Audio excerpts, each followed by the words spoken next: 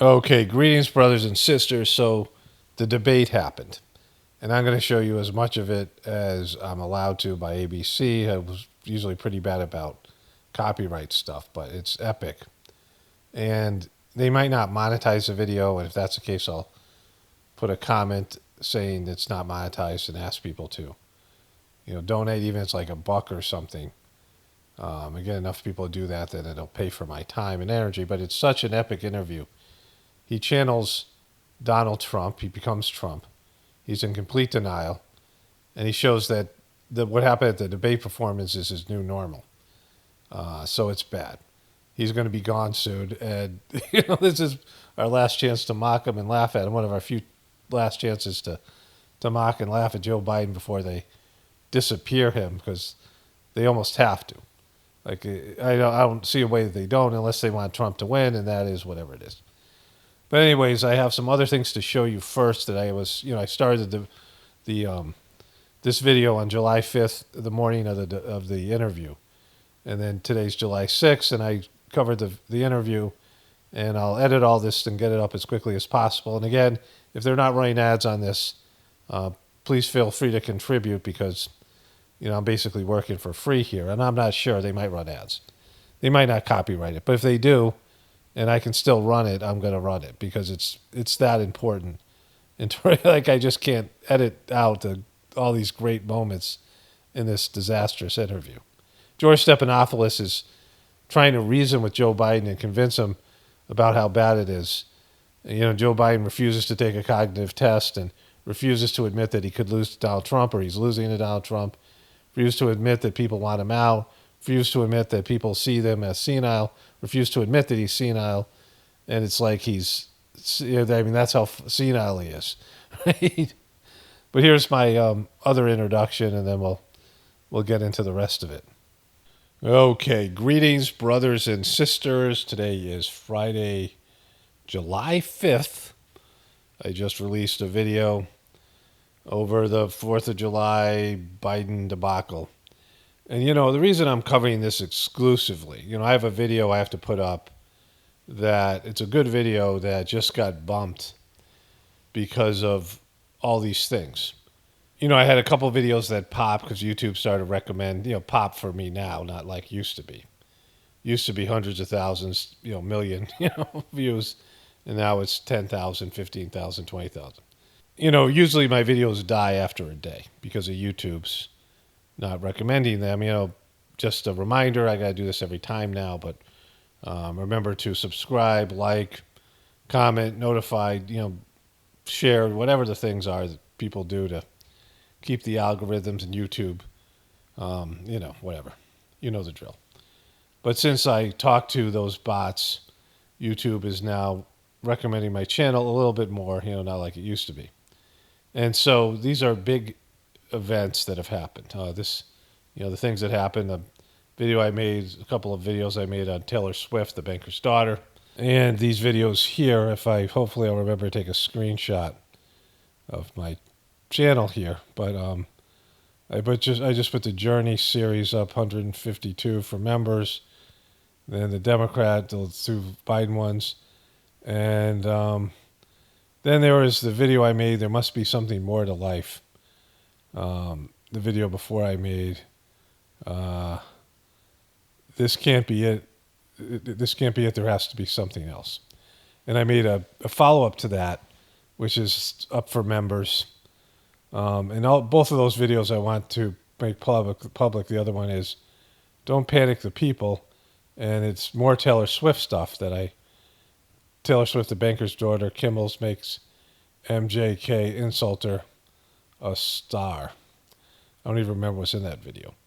But I wasn't able to publish that video because I had to wait till these other videos stopped bringing in views, right? So I had to just let those videos go because they didn't die after one day. And then this thing happened with the debate, which is a huge story.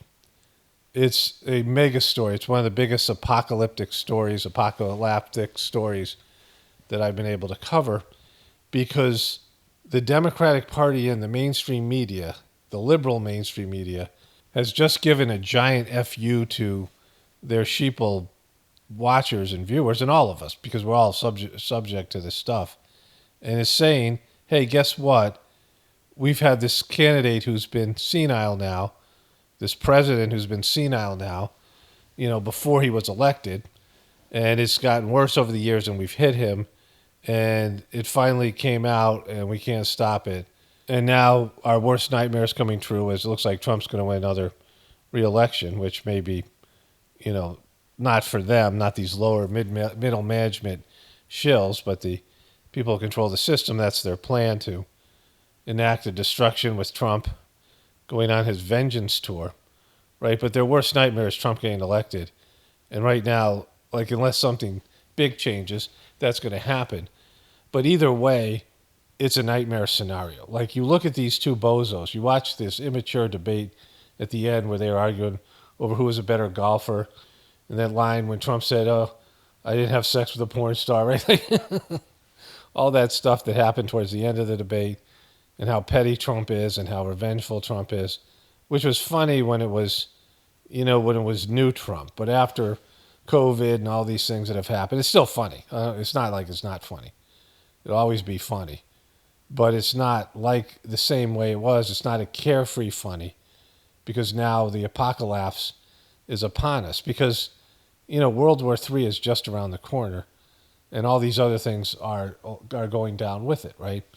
And so these clowns who have been gaslighting you and lying to you and manipulating you, all of us, even if we believe it or not, the intention's there, right? They're still trying to screw us over and take advantage of us and treat us like we're complete morons, whether we fall for it or not. They're still doing it. That's their intention, right? And roll out a president who's senile and who sucked. Like, he was sucky as before he was senile. And then they're stuck with Kamala, right? Kamala versus Trump. And, the world is watching, right? And the world's collapsing around, everywhere other countries having these issues and record inflation and all the rest of it, right? The post-COVID debacle. And so this is real stuff. Like, this is the kind of things that happen before there's a major breakdown, before a company goes out of business, before, a state or a country or, in this case, even the world collapses. You see leaders like this. You see depravity like this. You see stupidity like this, right? And they don't have any way out of it. Like, they don't know what to do about it. They don't know how to, deal with it, right? Like, they don't know how to, to execute this switch from Biden to Kamala or Biden to whoever. And they kind of have a plan, but they suck at it, right? And it looks really bad because they really suck, right? They're incompetent. Because, when you're watching a movie, like a remedial movie with just the standard plot lines, and the character starts getting arrogant or starts feeling themselves a little bit, and what do, right? They make a bad decision where they some kind of deception. They tell a lie. They cheat on their spouse. They break a law. They do something wrong, right? Like, it's a good person who, falls a little bit and makes a bad decision. And that it's going to come out, right? Like, they're doing something and nobody in their respective circle knows what they've done. And that people are going to find out. They're going to be humiliated. That it's, there's going to have to be some resolution where people find out what they did and then they have to make amends and realize the error of their ways. This is a very substandard, a standard but substandard plot line that's in so many movies. Like, how it's going to play out when they make this bad decision. They make a decision that they're going to have to be held accountable for. It might be a sitcom or a TV show, right? Any of these things, right? When Ross cheated on Rachel in Friends, right? And you knew that at some point she was going to find out. This whole thing that we were on a break, all these things, right? Like, all these types of, there's just a bad decision that's not sustainable, and that it's going to, blow up in the person's face. And so when they rolled out this senile boop, right? This old, crappy, mentally impaired, obnoxious guy who was yelling at people, challenging people to push-up contests and showing all the signs of dementia, early dementia or, whatever it was, that as he aged, and the presidency was going to age him. I mean, I didn't think they would even elect him, but they did. That at some point they weren't going to be able to cover it up, right? And that, when that happened, and it was a big moment because it became like, oh wow, this thing's just got real. These people were just, got caught lying, but their pole position and the people that believe in them because they think Trump is the worst person in the world, right? They're supposed to be the good guys, and now their followers, the people that supported Joe Biden, realize they've been duping him, right? And as bad as person Trump is, to them, Trump is the devil. And when their side does something like this, all with the excuse, well, this was the only guy who beat Trump, and we had to get rid of Trump, and it's just important that we beat Trump, and Trump can't get elected again, or the world's going to end, and these things, right? And it's like, well, how could you F this up if that's your worldview? Like, how can you, rationalize these deceptions? Because they didn't deceive the Republicans. I mean, they tried to. They tried to deceive all of us and gaslight all of us. But the people who fell for it, their target audience was the Democrats. And they have used their hatred for Trump and their fear of Trump to push this guy through. And then he was used as a puppet to push this agenda through. And, you can't claim the higher ground. You can't claim the good guy status, right? If Trump's the villain, then you're a minor league villain, like you're a villain wannabe, right? Because if Trump's the devil, then you're a demon. Like it's not, like there's no good guy or bad guy here. I mean, I'm just saying how the people that believe in them, because they've risked it all. Like when this blows up the way it is, and it's blowing up now they're almost a shoo-in. Right now at this moment, Trump would win the presidency. And, we have 4 months and, we don't know what else is going to happen here. But you're banking on someone who, up until this point, was unelectable, and Kamala Harris, who couldn't even get 1% of the Democrats to like her. And once people start listening to her, and she's out there, people are going to realize, wow, she's really unlikable.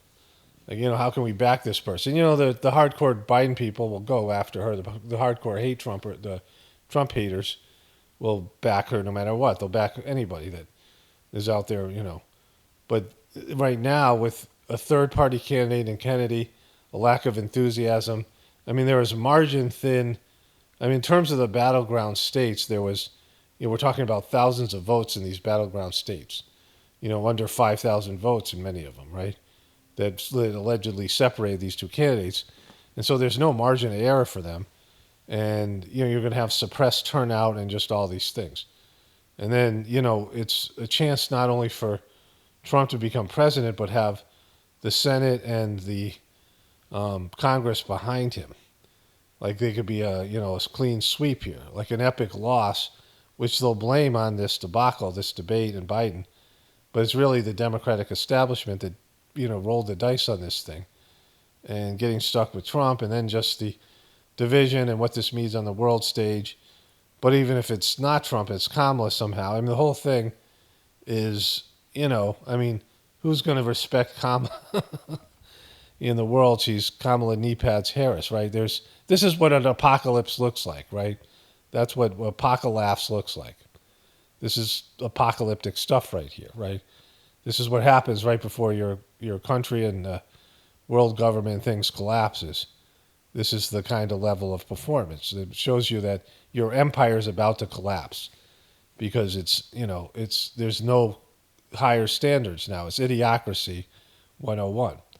So a few things to get into right today, and then I've been doing this where I cover a couple of days and, all the events that unfold. And right now, this is where we're at. So let's start here with this guy. CNN's chief medical correspondent, Dr. Sanjay Gupta, is calling on President Joe Biden to undergo cognitive testing and share his results with the American people after what he calls, quote, concerning behavior at last week's presidential debate. Sanjay Gupta is joining us right now. Okay, so Dr. Sanjay Gupta, I mean, what provoked What's going on with you, Sanjay? you to do this? Well, Fred, good morning. First of all, this is not a political essay. It's a medical one. It's a medical one, not political. And I think a lot of the things that people saw at that debate weren't necessarily new, but they were sustained, and I think more pronounced than what we had seen in the past. And I think that's what really provoked the essay. I think that the question really being raised is, have we been looking at episodes? Okay, so here's the thing. I did psychological assessments, which I talked about in my earlier videos. So I have a master's degree in counseling. And, my level, like there's various levels in the counseling field, right? There's psychiatrists who can prescribe meds, and doctors of psychology who can prescribe meds, and psychological nurses that can prescribe meds. And for those people, there has to be a physical component to your degree, right? You have to become a psychiatrist is a doctor of the mind, but they have to go through medical school. And they suck. Like I don't like them at all. Like the many psychiatrists that I've seen and dealt with, mostly what they do is write scripts, and they make lots of money for that. But it's a horrible way to manage somebody's psychological disorders because all the big pharma stuff, right? All the side effects. A lot of these meds cause depression and suicidal ideation. These things, right? But there's these various levels where you can be a counselor, like I was. I had a bachelor's degree in human services, and I could work as a counselor. And then as a person with a master's degree in counseling, I could do assessment measures. I could apply these various assessment tools that you use to figure out what's going on inside somebody. But of course, I've been doing the Sajmarg meditation. I work as a preceptor, where there's a spiritual component where you can read people's spiritual condition. And then being dyslexic and these other things, it's just something that I'm good at, right? And so, it's not hard to diagnose someone with dementia because it's like I said earlier, how do you know your friends are drunk, right? We're talking about somebody who's slurring their speech. We're talking about people who are, having trouble making decisions, getting confused, getting angry for no reason. I mean, these are the symptoms. And people know when their grandfather or their father or their mother or their grandmother or these elderly people are now having problems. Like I said, why is grandpa putting his shoes in the refrigerator, right? And so we knew this with Joe Biden in 2019. Like you could see the guy was lost, and I've documented it with just a few clips from debates and other places. But, they hid him away, and still we all saw, anybody looking saw that there's dementia. But they were blinded by their hatred for Trump, everybody who denied it, or they were just out and out shills like this guy or whoever it was, right? But for this guy to come in now and say, look, we know Joe Biden was, he wasn't great and he's had some episodes, but now we have to have cognitive tests. He's the president of freaking the United States, right? If this was a person, he shouldn't have a driver's license. Like this guy is, people, when their minds break down, the road doesn't make sense, right? There was a time I got really drunk, and I was in Atlanta when I was working a restaurant downtown at the Underground in Atlanta. And I got really like crazy drunk. And I think I had a shot of Jägermeister, and whatever that did to me, I don't know what is in Jägermeister, but it always made me like almost hallucinate. And I took the subway and then a bus to my car, and I got in my car, and the road didn't make sense. Like, thank God, I didn't drive because I couldn't understand what's going on. So I went and I slept. It's probably like 1 a.m, and I slept in this, bus station with a parking lot, which was probably not all that safe, right? But I had no choice. It really wasn't safe to drive. But when you get really impaired, you can't even walk, right? When you get really drunk, these things. There's, it does things to your brain when you use various types of alcohol and drugs that impair your ability to function. And, you don't talk as well, you don't think as well, you don't perceive the world as well, you don't do anything. Your body is affected, your reflexes are affected, and, it impairs your ability to perceive reality. And that's what Alzheimer's and dementia does, only it's permanent, right? And when those things happen, you can't drive, you can't, like if you're not supposed to drive when you're drunk, you shouldn't drive when you have Alzheimer's. How many times as an older person, plus your eyesight goes, your reaction time goes, all these things. And so if he's not supposed to drive, then why would you give the guy nuclear codes The guy can't make decisions. He can't understand what's going on. He gets confused all the time. And he was getting confused in 2019. It just started, just continued to get worse, right? And then this guy comes in now and says you need cognitive tests. Like, any person at a certain age, they should be mandatory because it just should be. And, they're not going to acknowledge it themselves. They don't know because they can't even see themselves. It's like the first thing that happens when you get drunk is that the part of your brain that self-perceives, the ability to perceive oneself, is affected. That's the first thing that happens when you start drinking. The first couple of drinks, first couple of beers, you lose the ability to perceive yourself. That's why people make a fool of themselves when they're drunk. They can't see themselves the way others see them. And then just the other aspects of the brain impairment happen. And so that's what's happening to Joe Biden and anybody with dementia. And so there has to be a system in place to intervene in case a president or a senator or somebody and get him out of there. But there's nothing there, right? And this is this guy writing an essay, and Biden's people aren't going to listen to this guy, right? They're not going to, because they know what the results are going to be. They're not going to give him cognitive tests because they still want to run this guy. Biden's team still want to run Biden, his family, all these people, Biden himself. They're still trying to find a way to, figure out a way that he could run and be president again, even though he's got obvious dementia. And so that's what's up here. Intermittent episodes, or is this reflective of some sort of deeper underlying condition? And that's what I really wanted to get at. Let me tell you a few of the things that specifically jumped out. And I will also mention, as you're looking at some of these specific signs that neurologists noted, that after the debate, I got a lot of calls, texts, emails from my neurology and brain science colleagues from around the world, frankly, sort of highlighting some of these things. But if you take a look, slow response time, I think we saw that, sort of in a sustained that existed in 2019 fashion. Definitive word retrieval mix-ups. That happened all the time in 2019 at debates. So going back 5 years, that was happening. Rambling, sometimes confused speech, reduced. So this is Joe Biden. These are things he's, as far as Joe Biden, and most of us, we know Joe Biden from the last 5 years. We know a little bit with him and Obama, where he was making a lot of gaffes. But we really are, Joe Biden being a household name happened 5 years ago when he ran for president. These are all things he does. Voice volume as well, and reduced facial movements. And these things can all be... Reduced voice volume is his signature. He's either yelling or he's whispering.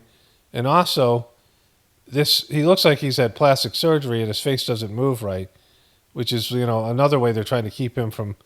he just doesn't look right. And so these are all things he's done for 5 years. So if you're saying these are clues to there might be cognitive difficulties, then you should have said this 5 years ago when he was doing all his COVID shit, Sanjay. Connected. We often think of cognition simply being memory, but if someone has an underlying movement disorder, for example, that can actually affect cognition in the sense that people may have more flattened affect, face, and not really be speaking. Look at the picture they got up of him, right? Like they're going after the guy finally. But they should have done this before he was elected. They should have said, look, he's showing signs, because his age was there. He was, what was he, 76, right? And, he'd been a vice president and these things which are things that age you. And he was showing these signs when he was running for president. They hid him away because they used COVID as an excuse, and they made it all about Trump. And everyone who saw this guy knew, it was, if he didn't have dementia then, he was right around the corner. He wasn't, he was aging quickly. That's the other thing. Some people, people age differently. There are people who are, in their 40s and they look like they're in their 60s. And, based on the food you're eating, based on all these things that are happening, your choices, you age differently, right? And some people have longevity, like when my family, my grandparents all lived into their 90s, and the one that didn't, he lived a very, full life. He probably would have, he was maybe the strongest one out of all of them, right? So there's longevity in my family. But, there are times when, no matter when that happens, you start to get old. Like you see it, I've seen it in my own life, right? I'm going to be 60 in a couple of days. And there's just things that creep up on you. And you realize you can't do the things you used to do. And you show signs of getting old. And Joe Biden was showing signs of advanced age. Like he should have retired in 2019. He should have retired 2016. That was his chance to run. They picked Hillary over him. And so he was done. And he came out of retirement basically to do this, right? As quickly or as loudly. Now, if he were my patient, if he were my dad, frankly, I would want to get more testing done. Yeah, that's not a Biden way, though. Those Bidens are like horrible people. Cognitive testing and more detailed movement disorder testing as well. You know, if you don't get the test, then you can claim plausible deniability. But they've all seen it. They all know.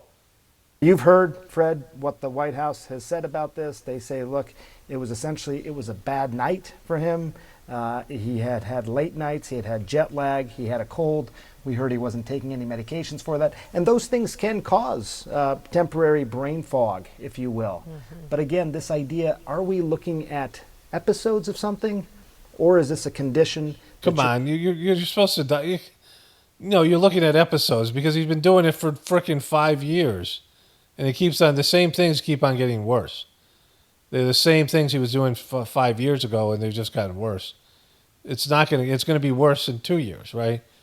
Should be more fully investigated, and it really seems to be more of the latter. Okay, so we understand his last examination was about 4 months ago, full examination, about 4 months ago. So right. Of these items that you're talking about, are these progressive? Do they sneak in? Are these characteristics that have been, I guess, rising to the surface for a while, in which for, neurology? Come on, you guys, this is your job to pick things out like this. You look for something like this. This is a major story. The president's senile. And you didn't notice any of these things? Dr. Sanjay Gupta? To diagnose, help us assess whether this is a blip in a reel or if it's something that is progressive. Just stop with this. It's not. We all know it's not, right?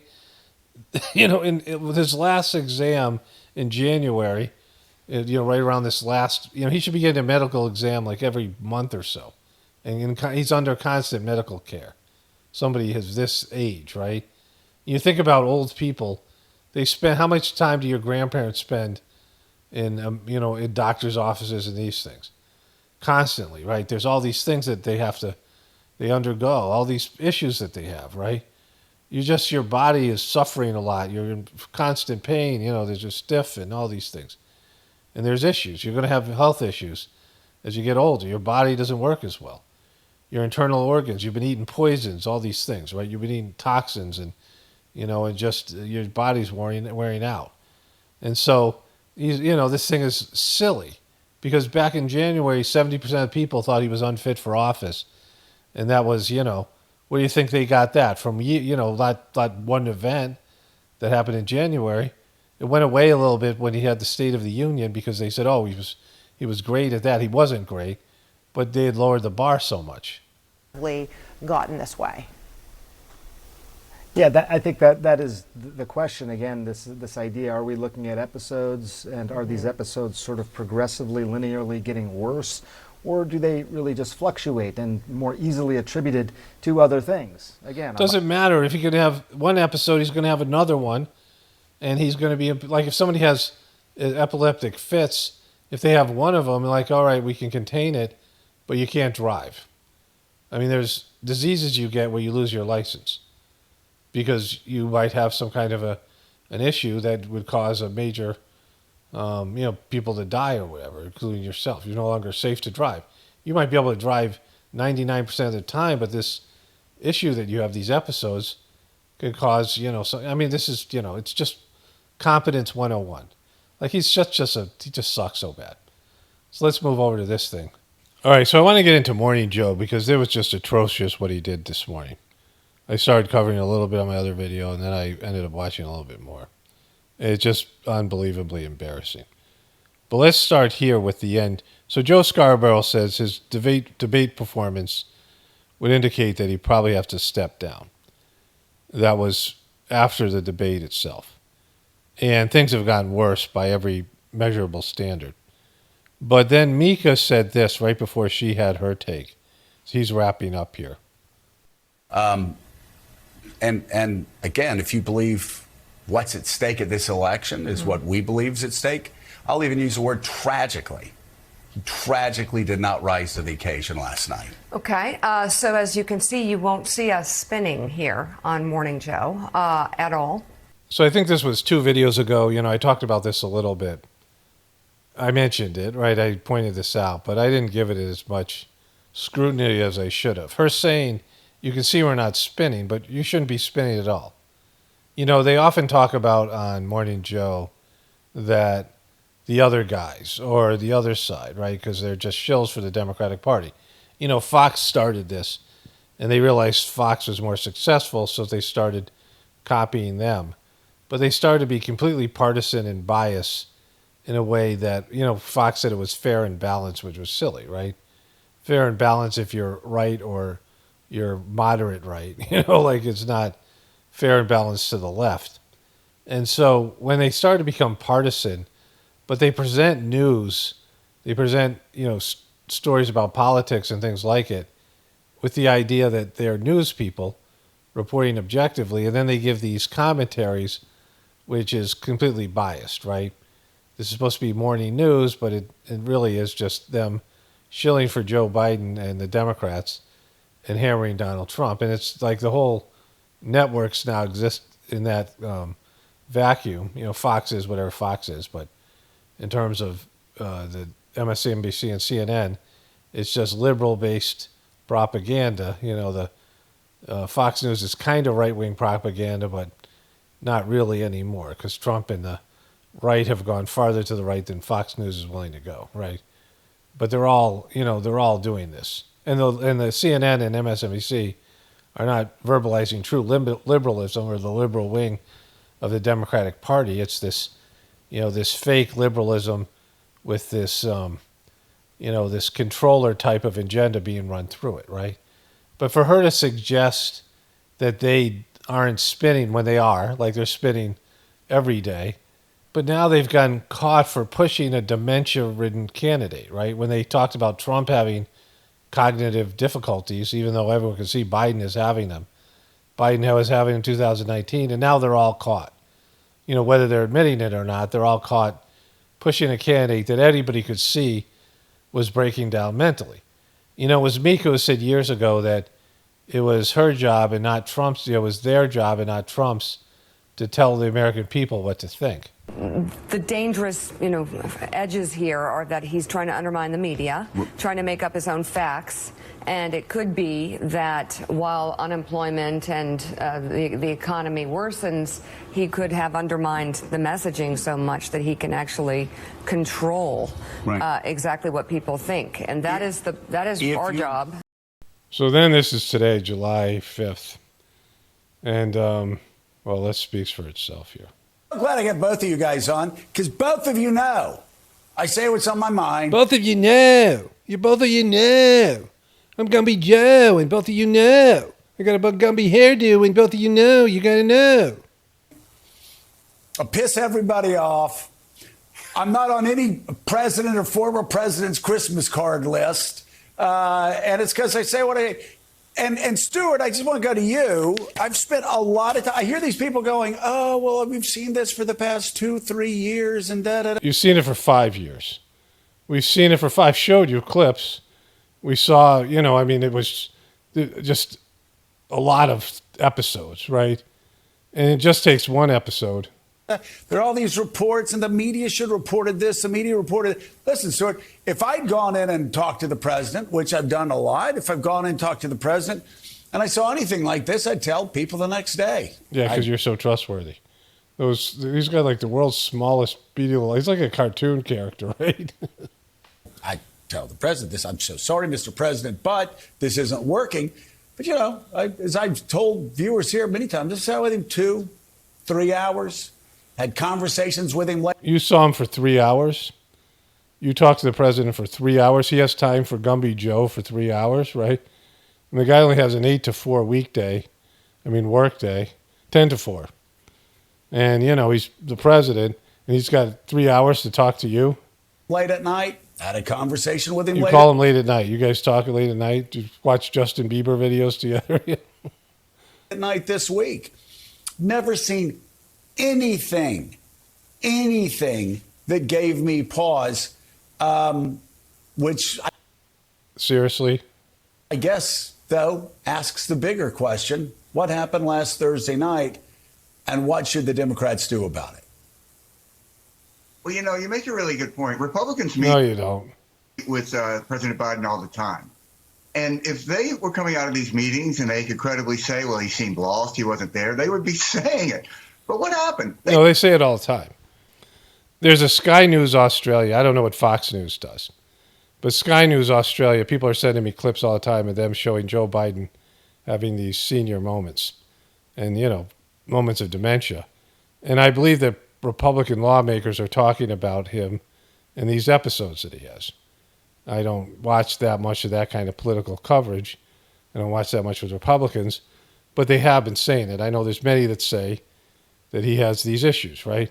We've seen it publicly. Like you're saying that behind closed doors he's better, and we know that's not true.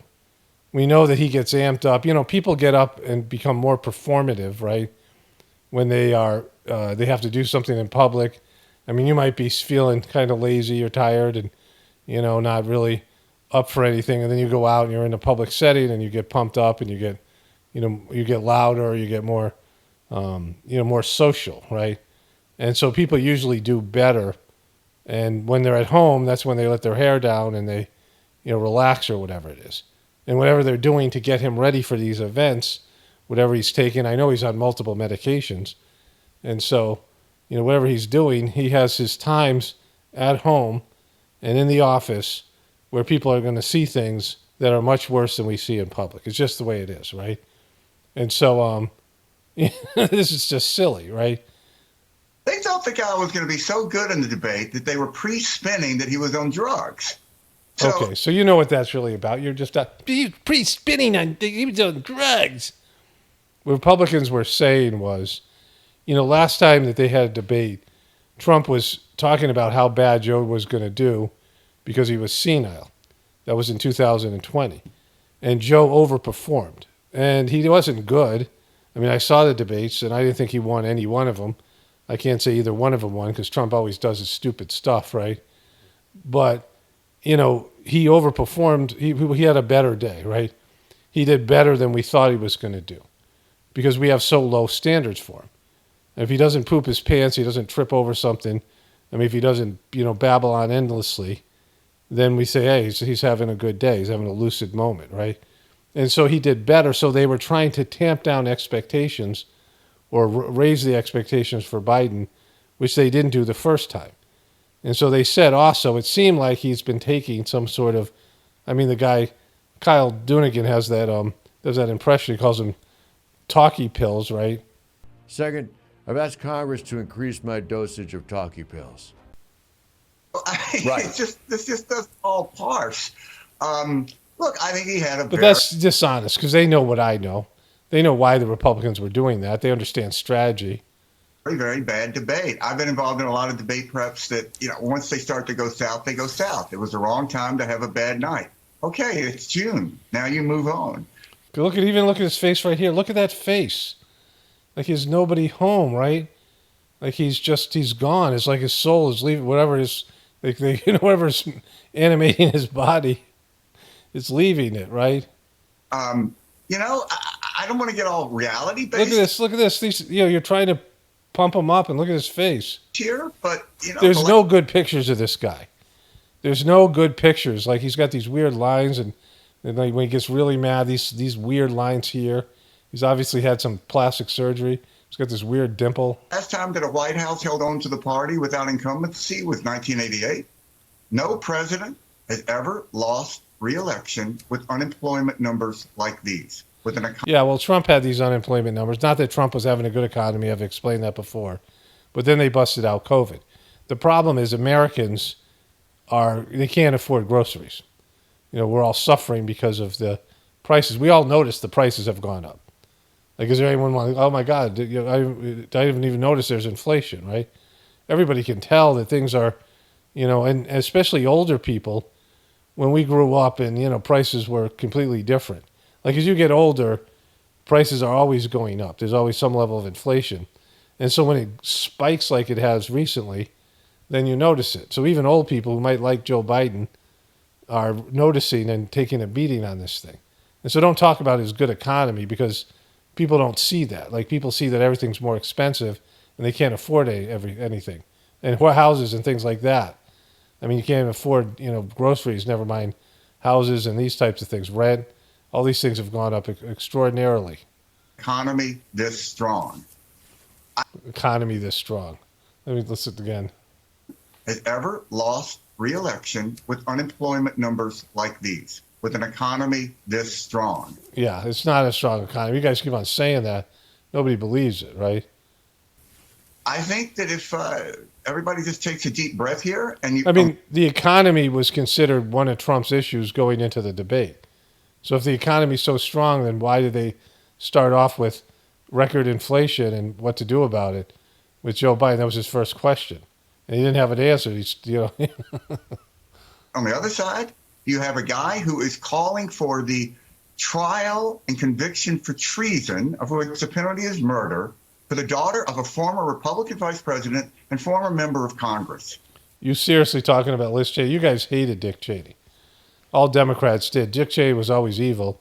He started those wars. He was a war profiteer, like he warmonger. He made money with Halliburton and these things, his company, and all these wars that he started. He's just a horrible person, heartless, carrying a pacemaker around, just a bad guy. And Liz Cheney, nobody likes her. Republicans don't like her, and Democrats like that she went after Trump, but that's it, right? And you're making it sound like you're trying to make her a martyr. Please, bro. And everybody who's supporting Donald Trump is an accomplice to that. It is absolutely outrageous that Republicans are not out there defending Liz Cheney. It's outrageous. And calling out Donald Trump for this extraordinary accusation. So you can't make this about Trump. This debate was so bad that even though everyone's obsessed with Trump, you guys have to deal with this now become about Biden. The last, 3 weeks have been, last week, 8 days, have been all about Biden. And it's going to continue until he's gone. This is going to hunt him down. People are going to look for every little sign that he shows a dementia. He's going to show more signs. You guys won't be able to deny it now. It'll be like one episode after another. At some point, you all admit that he was senile and that you've been gaslighting the American people. You won't admit that, but it'll be part of it. Because once he's acknowledged that he has these issues, then all this closed door shit that you just said, where all these guys behind closed doors, he's so brilliant, he's so great. No one ever has a problem with him. If they did, they'd come out and say it, right? Well, no, because we know he's having them publicly, right? All. Right. And by the way, again, we've said here, and I certainly said last Friday after the debate, that Joe Biden needed to consider the possibility of getting out of the race. That he needed to consider it? Of course he's going to say no. Joe Biden's a selfish prick. He's talked about how he ran because he wanted to stop Donald Trump. He thought he was the man for the job. But everybody knows now that he's hurting himself and his party. They might have a clean sweep, the Republicans. They might get the House and the Senate with Donald Trump coming in for a second term, and that'll be all on Biden.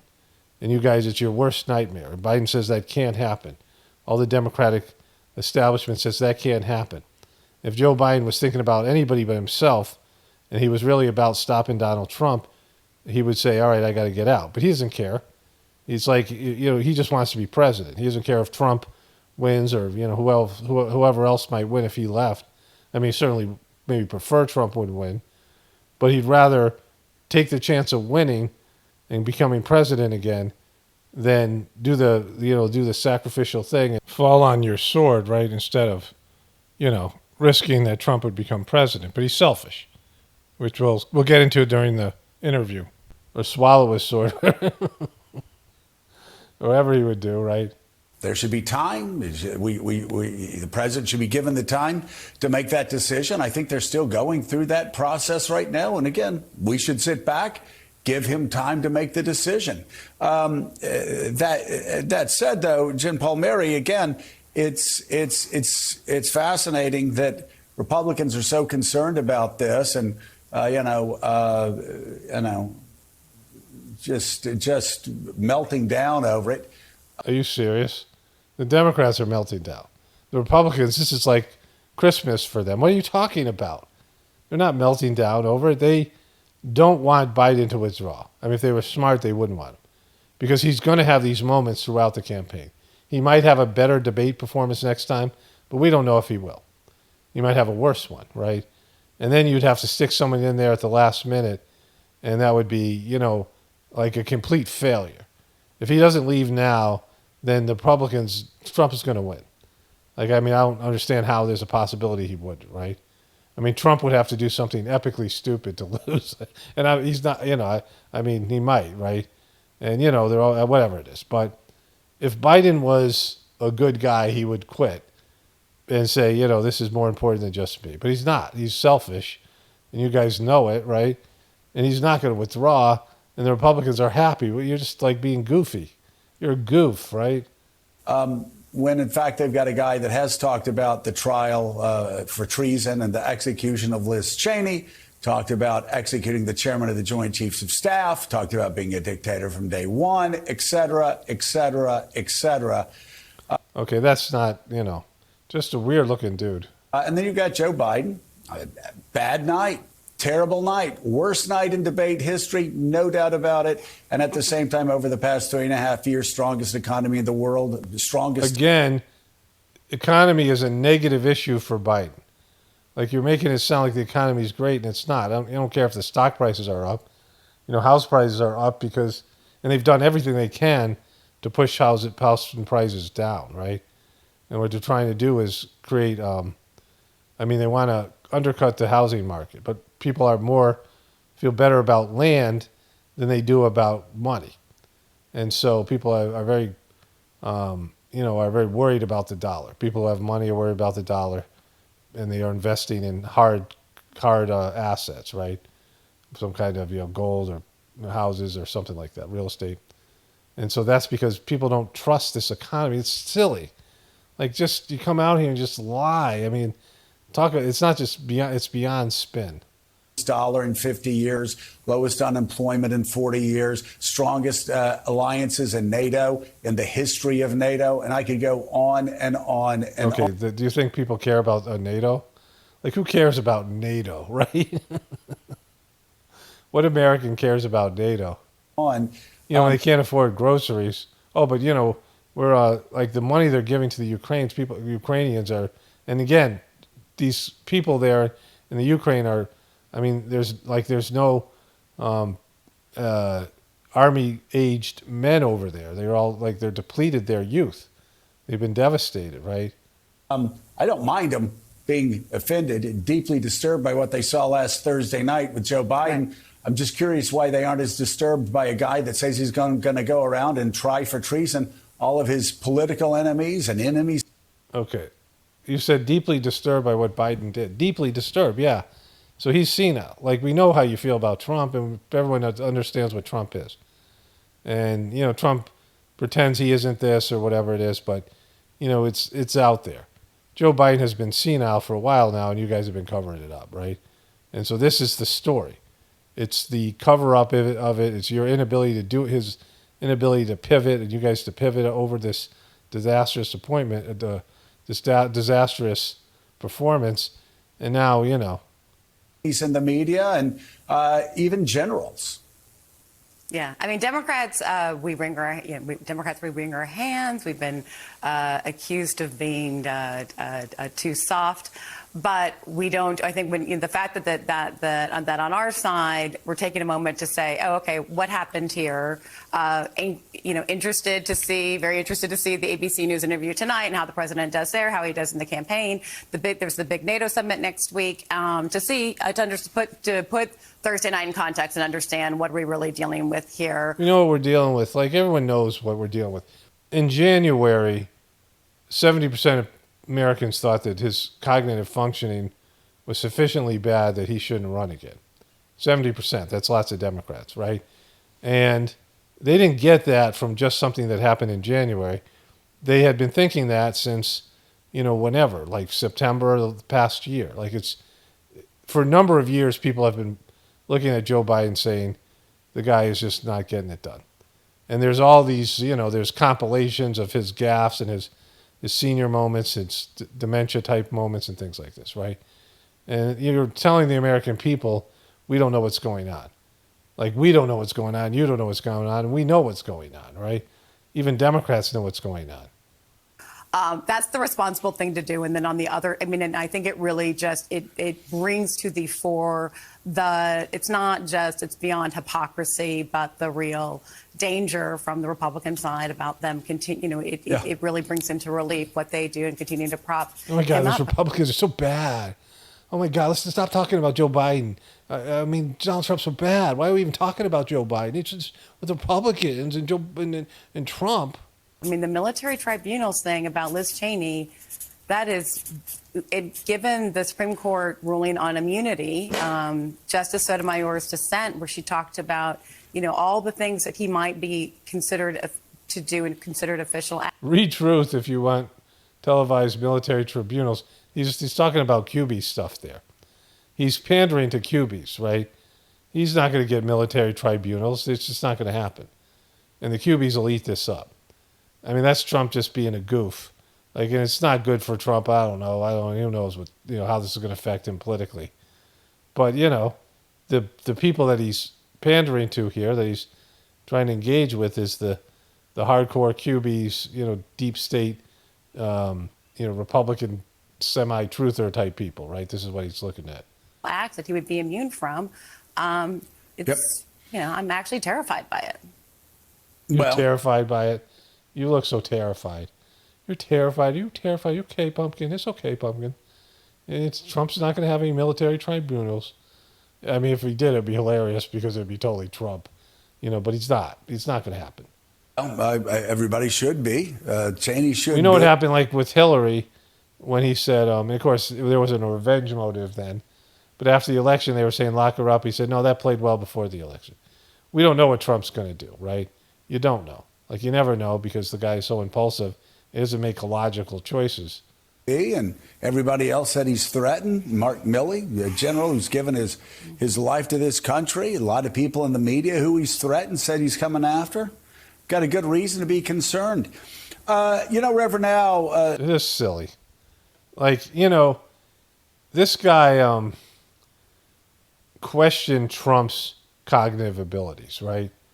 Joe Biden has no plan. He's got absolutely no plan.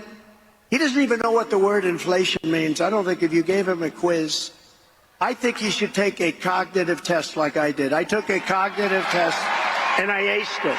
Doc Ronnie Johnson, does everyone know Ronnie Johnson, congressman from Texas? He was the White House doctor. No, actually, they don't know him. They don't know Ronnie Johnson. Who's Ronnie Johnson? There's nothing like mocking your opponent's Johnson. He was mental a pitcher. Acuity and messing up the name of the doctor who actually administered your own cognitive test, who's sitting in the audience. Person, man, woman, horse. Yeah. Ronnie Johnson. The name of Trump's former White House physician turned U.S. congressman is Ronnie Jackson. Wait, what? Boom.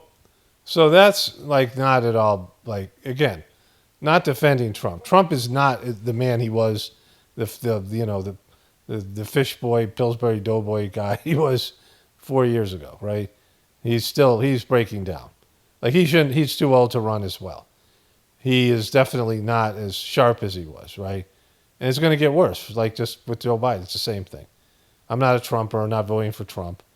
And I can say objectively, Trump is clearly better off cognitively and functioning on a much higher level than Joe Biden.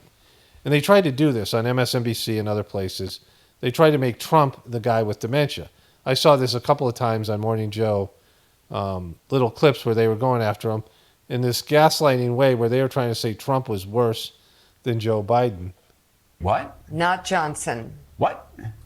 Good morning. And welcome to Morning Joe. It's confusing. Monday, June 17th. So what else is new, right? With us, oh, wow, you guys are your banter is amazing. So So Yeah. John Heilman, I'm thinking right. I'm not going to do this politics thing, but I'm guessing that if you're going to make fun of your opponent for being cognitively disconnected from facts and figures, it's probably good for you to not be disconnected cognitively from facts and figures as Donald Trump was this weekend. You know, having a saying the name Johnson over Jackson, like this is just things that happen. We all do that, right? Like, I mean, Trump clearly getting worse, not showing any signs of all-out dementia, but he's definitely breaking down, and he's losing it. You know, he's losing it in terms of the revenge factor and some of these other things. But them, you know, making light of this, sure, they're mocking him, fine, I don't care. But don't pretend that Joe Biden is cognitively on the same level as Donald Trump. He clearly isn't, right? Trump isn't some, you know, Trump says how smart he is, and he's not smart. But Joe Biden is a disaster, right? Like he's you know, he has dementia. In this one, Trump cognitive decline increasingly difficult to conceal despite setting low bar. Has anyone ever seen The Silence of the Lambs? The late, great Hannibal Lecter is a wonderful man. He oftentimes would have a friend for dinner. That was Republican frontrunner and convicted felon Donald Trump last month, offering his thoughts on a cool new movie that was released 33 years ago. But did anyone question Donald Trump's mental fitness or even his basic connection to the time-space continuum? No, they did not. You guys do it all the time, right? Like, Joe Biden shows signs of dementia. Like, Trump is smarter and sharper and quicker and better than Biden in this area. They're both too old. They both should go away. And if Trump went away, Biden would go away, right? And then they'd be replaced by equally horrible people, but at least it'd be new. That is perhaps because after nearly a decade of this increasingly unhinged commentary, the American public has become somewhat numb to Donald Trump's particular verbal madness. If you Again, if you want to call Donald Trump narcissistic, sure. But Joe Biden, who says Donald Trump is the devil, and Joe Biden is now the worst possible person to run against him after that debate performance, these guys fish boy. Look at fish boy. Look at him go.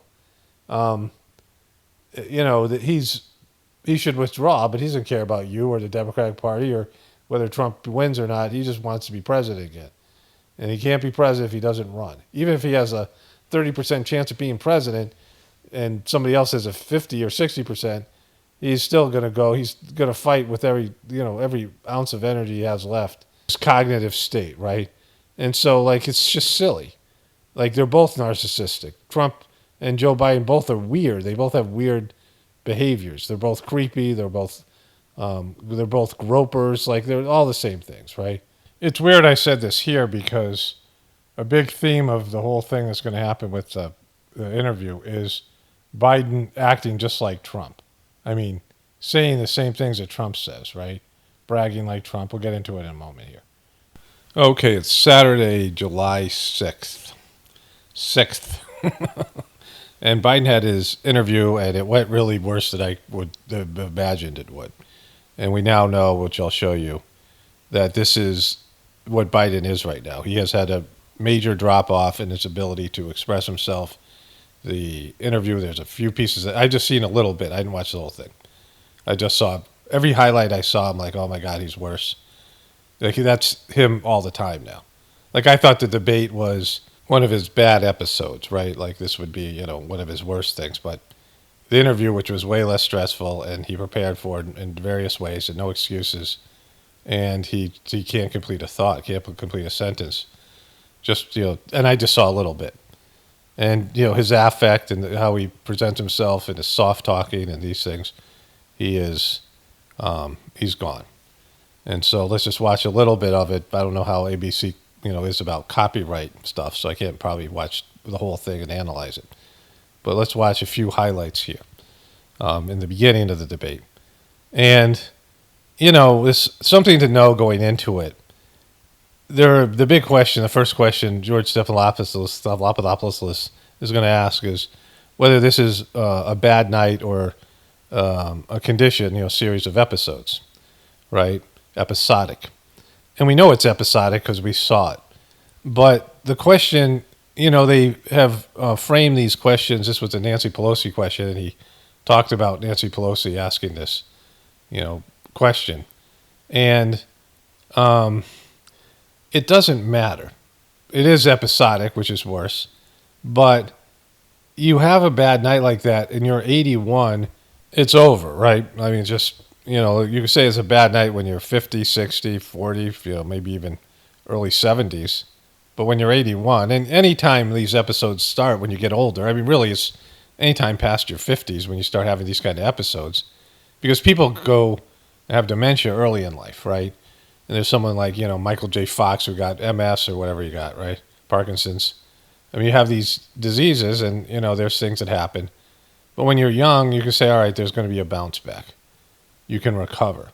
But the older you get, the worse it is. Like the chance of recovery is, it's just there's no chance of recovery.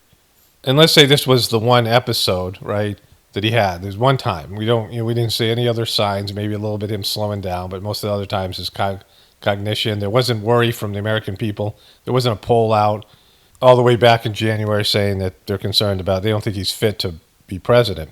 Let's say none of that existed. And let's say that going into the debate, there was no concerns about his age or his performance. And he did that. Well, you'd be like, well, that's what he's going to be doing now. That's going to happen again. He's 81. That's not a one-off. Like, if it happened once, when you get older, it's going to happen more. It happens with everybody who gets old, right? These are the things that you have to look forward to, right? Everyone, has these things. People, this is the way people go out, and especially since they're prolonged.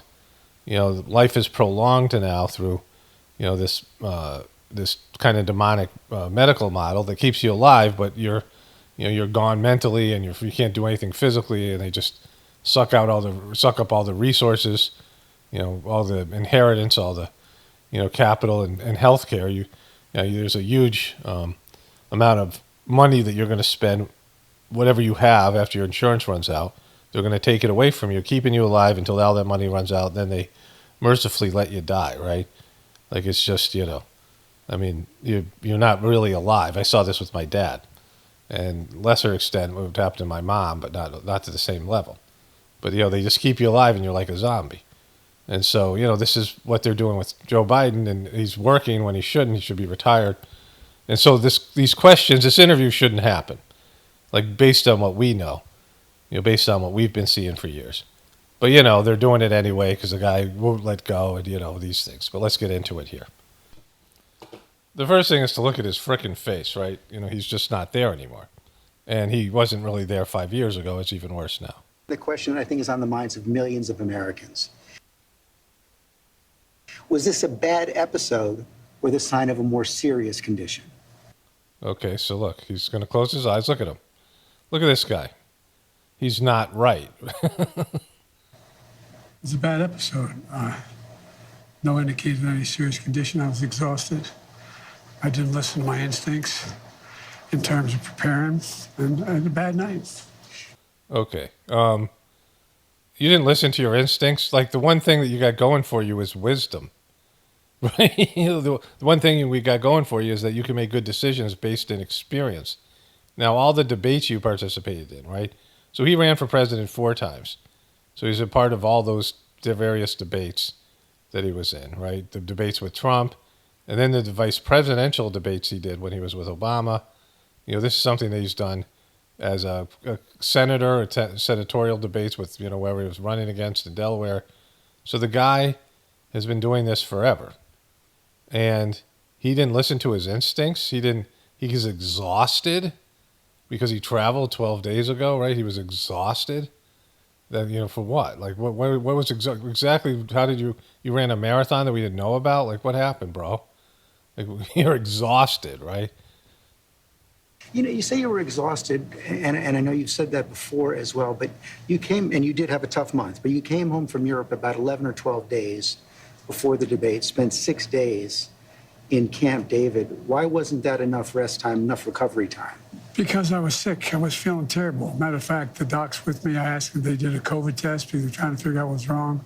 They did a test to see whether or not I had So you were sick, and your press secretary said you hadn't seen the doctor. And the doctor was with you, and you thought you might have COVID, and you went out there and, was out there on the stage with Donald Trump? You thought you might have COVID? You thought you had frickin' COVID? You were really sick, and then the next day after the debate, you went out to North Carolina and had all this energy in front of an infomercial crowd that was obviously paid with all their enthusiasm. And you went out there and you were like yelling and screaming and you were all energy and you ran around and you did your Joe Biden thing and you were fine the next day. But that day you were so exhausted and then you were sick. And then after that performance, you got some rest and then you were like, that's like, again, there's no excuse for what happened. He's senile. Some infection, a virus. I didn't. I just had a really bad cold. And did you ever watch the debate afterwards? This is the key one right here. You had a really bad cold. Well, listen to this answer here. I don't think I did, no. You don't think you did? No? It's 8 days ago, and the reason you're doing this interview, you didn't watch the debate. You don't think you'd watch the debate. You don't know for sure. I don't think I did. It's such a long time ago. It wasn't really a big deal. I don't know whether I watched it or not. I don't know. I watched it. I did watch it. I didn't watch it. I don't know. Did I watch it? I don't know. I'm not senile though. Like my memory's fine. Like what? And look at his confused look. This is and there's a gaffe coming up here. So that's one thing we just saw, and I know there's a gaffe coming up here. Well, what I want to get at is what were you experiencing as you were going through the debate? Did you know how badly it was going? Yeah, look. The whole way I prepared, nobody's fault, mine. Nobody's fault, mine. It's my fault. Let's see. I'm taking responsibility like I always do. Make sure everyone knows that I'm taking responsibility. I want credit for this. When people say, hey, what does Joe Biden do? He takes responsibility. He doesn't blame others. Nobody's fault but mine. I'll say it twice because you didn't hear me the first time. I prepared what I usually would do, sitting down, as I did come back with foreign leaders or the National Security Council, for explicit detail. And I realized about partway through that, I get quoted, the New York Times had me down at 10 points before the debate, 9 now, or whatever the hell it is. The fact of the matter is that what I looked at is that he also lied 28 times. The way the debate ran, not my fault, nobody else's fault. No one else. Okay, so that was 3 different separate thoughts. He was asked, why, when did you realize it was going poorly? Well, I prepared like I normally do with other, people. And then he just went on a tangent saying the New York Times had him down 10 points, and now it's 9, which we wouldn't have realized when he's in the debate. So he's lost his train of thought. So he started talking about his preparation. Then he talked about the New York Times saying that the New York Times poll, which had nothing to do with what he was supposed to be answering. And then he has his third thought about he lied, Donald Trump lied 128 times. Then he says no one's fault again. So this shows you this is the way he is now, because he is plenty rested. He's not sick. He has been preparing for this interview. He hasn't been doing shit. Like he hasn't been doing anything out. He's not campaigning. They're hiding him away, resting for this interview. Whatever talky pills he's got, whatever the stuff they got to make sure that he's more lucid, they gave to him because this is a big moment. And so he comes out and he demonstrates the same kind of confusion he did during the debate. So that means he's gone. Like he can't campaign. I don't know why they're fighting for this guy. He just can't do it anymore. If he can't do this interview, then he can't go out and do a town hall. He can't complete a thought. He just, he has these random, when he was in the debate, he was supposed to be talking about abortion, which is an issue that plays well for him. And he brought up that Donald Trump went to a funeral because an illegal immigrant had murdered a girl, and it was like a disaster. Like the people who were watching, who were Democrats, are like, oh my God, you didn't just bring up the thing that you're weakest on, immigration, when you were supposed to be talking about your strength, which was abortion. Like it was random thoughts, right? He doesn't, and they're not clear what he's saying. Like you can't make heads or tails. What's his point here? Like, how is he answering the question? They talked about Donald Trump not answering the question. Donald Trump was being evasive. He just doesn't know what's going on. But it seemed like you were having trouble from the first question in, even before he spoke. Well, I just had a bad night. So he tried to blame it on Trump lying. And I just had a bad night. And so didn't watch the debate, but he's not sure whether he watched it or not. He babbled when he answered what was going on in his mind. He was like, he can't say what happened to him while he was going through this. Like he's not realizing what happened. Like he doesn't know. Look at his face. Look at his confused face. One eye's always closed more than the other. Those dark little frickin' demonic eyes that he has. He's old. He's had plastic surgery, but when he gets, angry, this stuff gets all weird up top. This weird chin thing that's happened, probably plastic surgery related. And he's just old and gone. And they're still rolling him out there, right? You've had some bad interviews once in a while. I can't remember any, but I'm sure you did. I've had plenty. I can't remember, but I'm sure you did. Nothing like that. That was a senior moment, right, bro?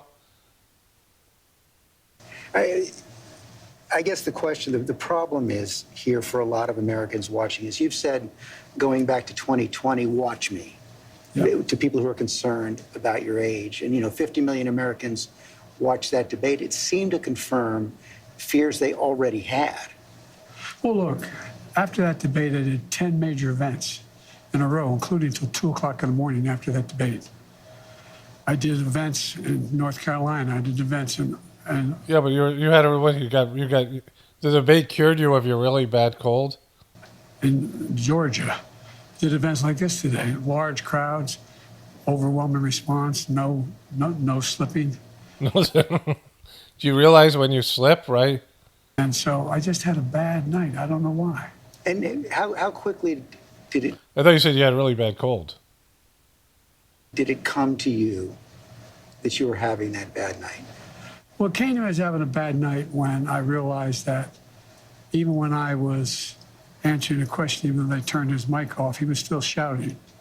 And I let it distract me. I'm not blaming it on that. But I take responsibility. I take responsibility. Realized that I just wasn't in control. Control your ability to comprehend what's going on around you? But part of the other concern is that this seems to have fit into a pattern of decline that has been reported on. Pattern of decline, and he gives this Cheshire Cat smile, just Cheshire Cat smile. Like you think that's going to erase people? We'd see it, right? You don't think he doesn't see it. Like he thinks he's rocking it because he has dementia. Because people with dementia don't know they have dementia, right? Maybe there's some in the early stages, they realize there's some slippage. Of course, he's going to lie about it either way. But at this point, he doesn't know, right? He doesn't know. And he should have watched the debate back. I mean, he should have watched it. Like, if he watched it, he'd be like, oh, man. Like, how can you not, it's just one cringe moment after another. Are you the same man today that you were when you took office 3.5 years ago? In terms of successes, yes. I also was the guy who put together a peace plan for the Middle East that may be coming to fruition. So Biden talks about all his accomplishments. I can't show you all of it. Well, this copyright, I don't know how much I can show. So I don't. There's one thing I want to get to. He says he's only going to withdraw if God says to him. God ain't talking to you, bro. We'll show you that. But that's, I already did my joke for it, but I'll still show you it. But he's, he lists all the things he accomplished in the way that Donald Trump would. Like he sounded a little Trumpian. But then he says this. George Stephanopoulos asks him, what did that cost you, those 3.5 years? Like he read all these quotes about these episodes from the New York Times and Washington Post. All these things that, they're talking about his episodic behavior and how he's been in the decline, right? And so then he asks him, what did these years of being president cost you, all these accomplishments? And this is what Jojo Magoo says. Years cost you physically, mentally, emotionally? Well, I just think it cost me a really bad night. That's not the answer. It cost me a really bad night. So all that stuff, you had one bad night and then that's all behind you. All the energy, all the years of being a lying, crappy politician, being a piece of shit, snoozler, groper, and all those things that you've done. All those years of bad living, having a crackhead son, and all the lies, all the manipulation, all the all the stuff that goes with politics, and then how when you're president you age like 3 years for every 1 year, and that just cost you one night, a really bad night. Just one bad night, really bad night. Bad run. But, George, I'm optimistic about this country. That's not, no one cares about what you think about the country. I don't think we're a country of losers that he points out. I don't think America's in tough shape. I think America's on the cusp of breaking through and so. But if Donald Trump gets elected, then America is the apocalypse. So then he goes back to it. He says, I'm not asking about your career. I'm not disputing your career, your successes. I want to know if there's been more lapses, especially in the last 6 months. And this is what Biden has to say. I haven't heard it yet. Can I run the 110 flat? No. But I'm still in good shape. Are you more frail? No. You sound more frail. Like, you don't know. Like, he's gone. He's a liar, so there's that. But he's lost. Like, he's already lost. Like, this is how he was in the debate. He's confused. Like, no one's telling him this. Like, he has no idea where this is coming from, right? He knows he can't get angry. He knows that this is legitimate. He knows he has to answer these questions. But he's like, where's this coming from? I don't even know what you're saying. Why would anybody say such things? Because he's gone. He doesn't, like, these guys are doing him a disservice, his family, his Jill, and his people around him. In normal circumstances, he would be withdrawn. They would just, I don't even know. Like, who knows? Like, they're so greedy. All the people around him. Because, if you're by Team Biden, you might be able to catch on with Kamala or not. But the people around him, his White House chief of staff, of course, Jill, all these other people, they cease to be important when he's gone, right? Because it's because they're with him, right? That's the whole thing about being around a president. But, then this one. Debate. What did he say? See, so the guy asked him, Stephanopoulos asked him, if Stephanopoulos, is that what I said, Stephanopoulos? He asked him, you saw a doctor after the debate, what did he say? He said, he just looked at me and said, you're exhausted. I said, look, I have... exhausted is something that happens when you're old. Medical doctors travel me everywhere, every president does, as you know. Medical doctors, some of the best in the world, travel me everywhere I go. I have an ongoing assessment of what I'm doing. They don't hesitate to tell me if they think there's something wrong. Yeah, okay, they're senile, and that's obviously not the case. And just look at his freaking face. Look at it. He's just confused. That is as someone who's lost, right? Those are the eyes of someone. He's nobody's home, right? McFly, nobody's home. So then George Stephanopoulos asked him, have you had a full neurological and cognitive assessment? I get a full neurological test every day with me. And I've had a full physical. So, like, that's not an answer. This specific test to see if you have Alzheimer's, he says he gets a full neurological test every day. What does that mean? You mean your job? I've been at Walter Reed for my physicals. Yes. The answer is no, it's not yes. It's not yes. Show us the results of the test. Show us the results of your cognitive test. Your doctor said he consulted with a neurologist. I guess I'm asking a slightly different question. Have you had the specific cognitive tests, and have you had a neurologist, a specialist, do an examination? So he's saying, then George Stephanopoulos says, have you have a specific test? Have you had a neurologist do the examination? Have you had a cognitive test done by a neurologist, that specific test? No one said I had to. No one said I had to. This is bad. Nobody said I had to. Nobody said I frickin' had to. Look at them. They said I'm good. They said I'm good, but they didn't give you the test. Like, okay, so I kind of went through this to the go to the God part. I covered a little bit here. And it's just so much is great. Like, I need to cover almost the whole thing. If they copyright it, but they let me put it up, I'm going to do that. And they won't let me monetize it, but I'll say something. If people could donate, that would be great. Because I'll be making this basically for free. But it just needs to go up either way. And I'll say something at the beginning of the video and all these things. But But there's a great moment here. Watch what happens here. What? So, a specialist do an examination? No, no one said I had to.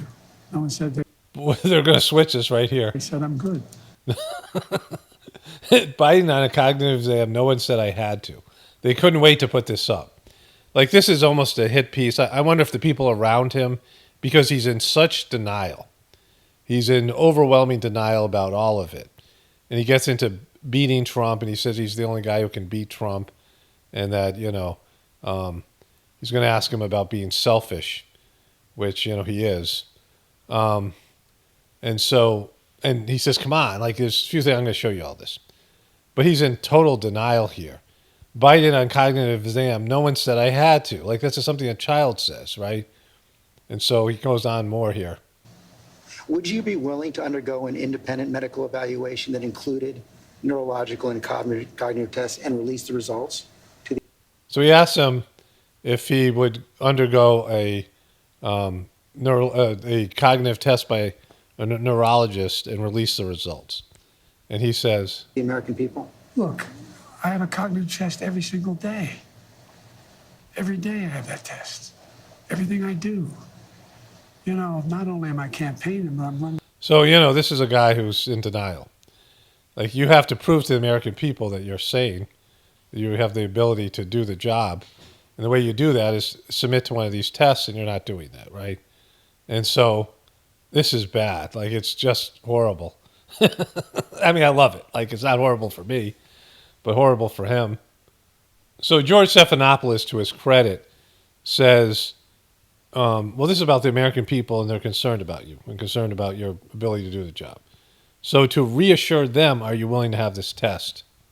Evaluation. Watch me there's a lot of time left in this campaign. It's over 120. Watch me. And we're watching right now, like, he doesn't know how bad he looks, right? So I'm in the editing process. I'm getting the Bidens. It took me a while to spit that out. No, I'm in the editing process.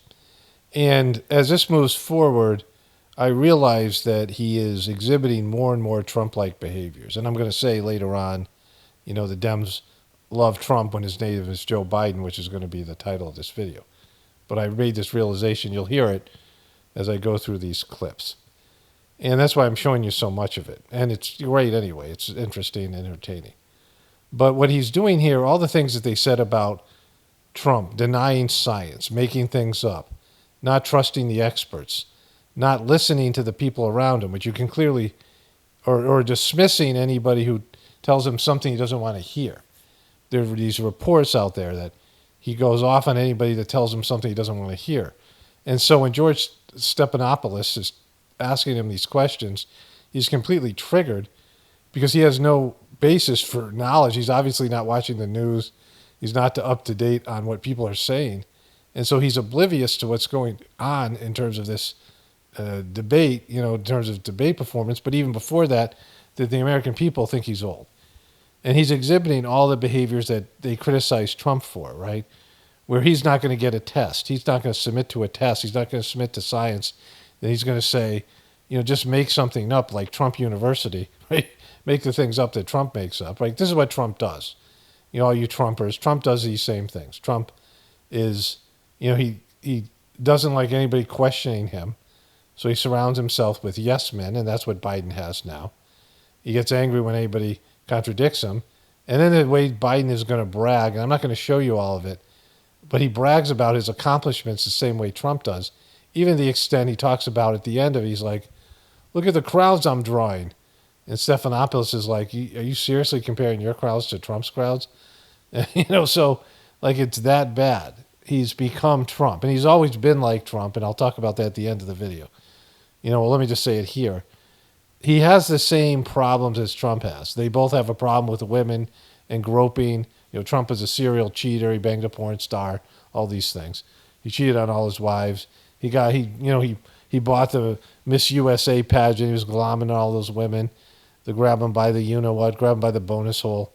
And Biden grabbing women and kids and smelling their hair. I mean, he's even more creepy. But they both have that problem. They're both old guy racists. They both say, old guy prejudicial things. And, and some weird way. Like they're both weird about it. They're both extremely narcissistic and selfish, and they have the same temperament. I mean, they're very similar, even though you say, well, they're so different. No, because you think they have different political beliefs, but their political beliefs mean nothing to them. Trump was once a Democrat, and Biden used to, embrace Republican type of, that's why the Republicans used to like Joe Biden, because Joe Biden does whatever is best for Joe Biden. He doesn't care about his beliefs or his party or these things, right? They're really similar.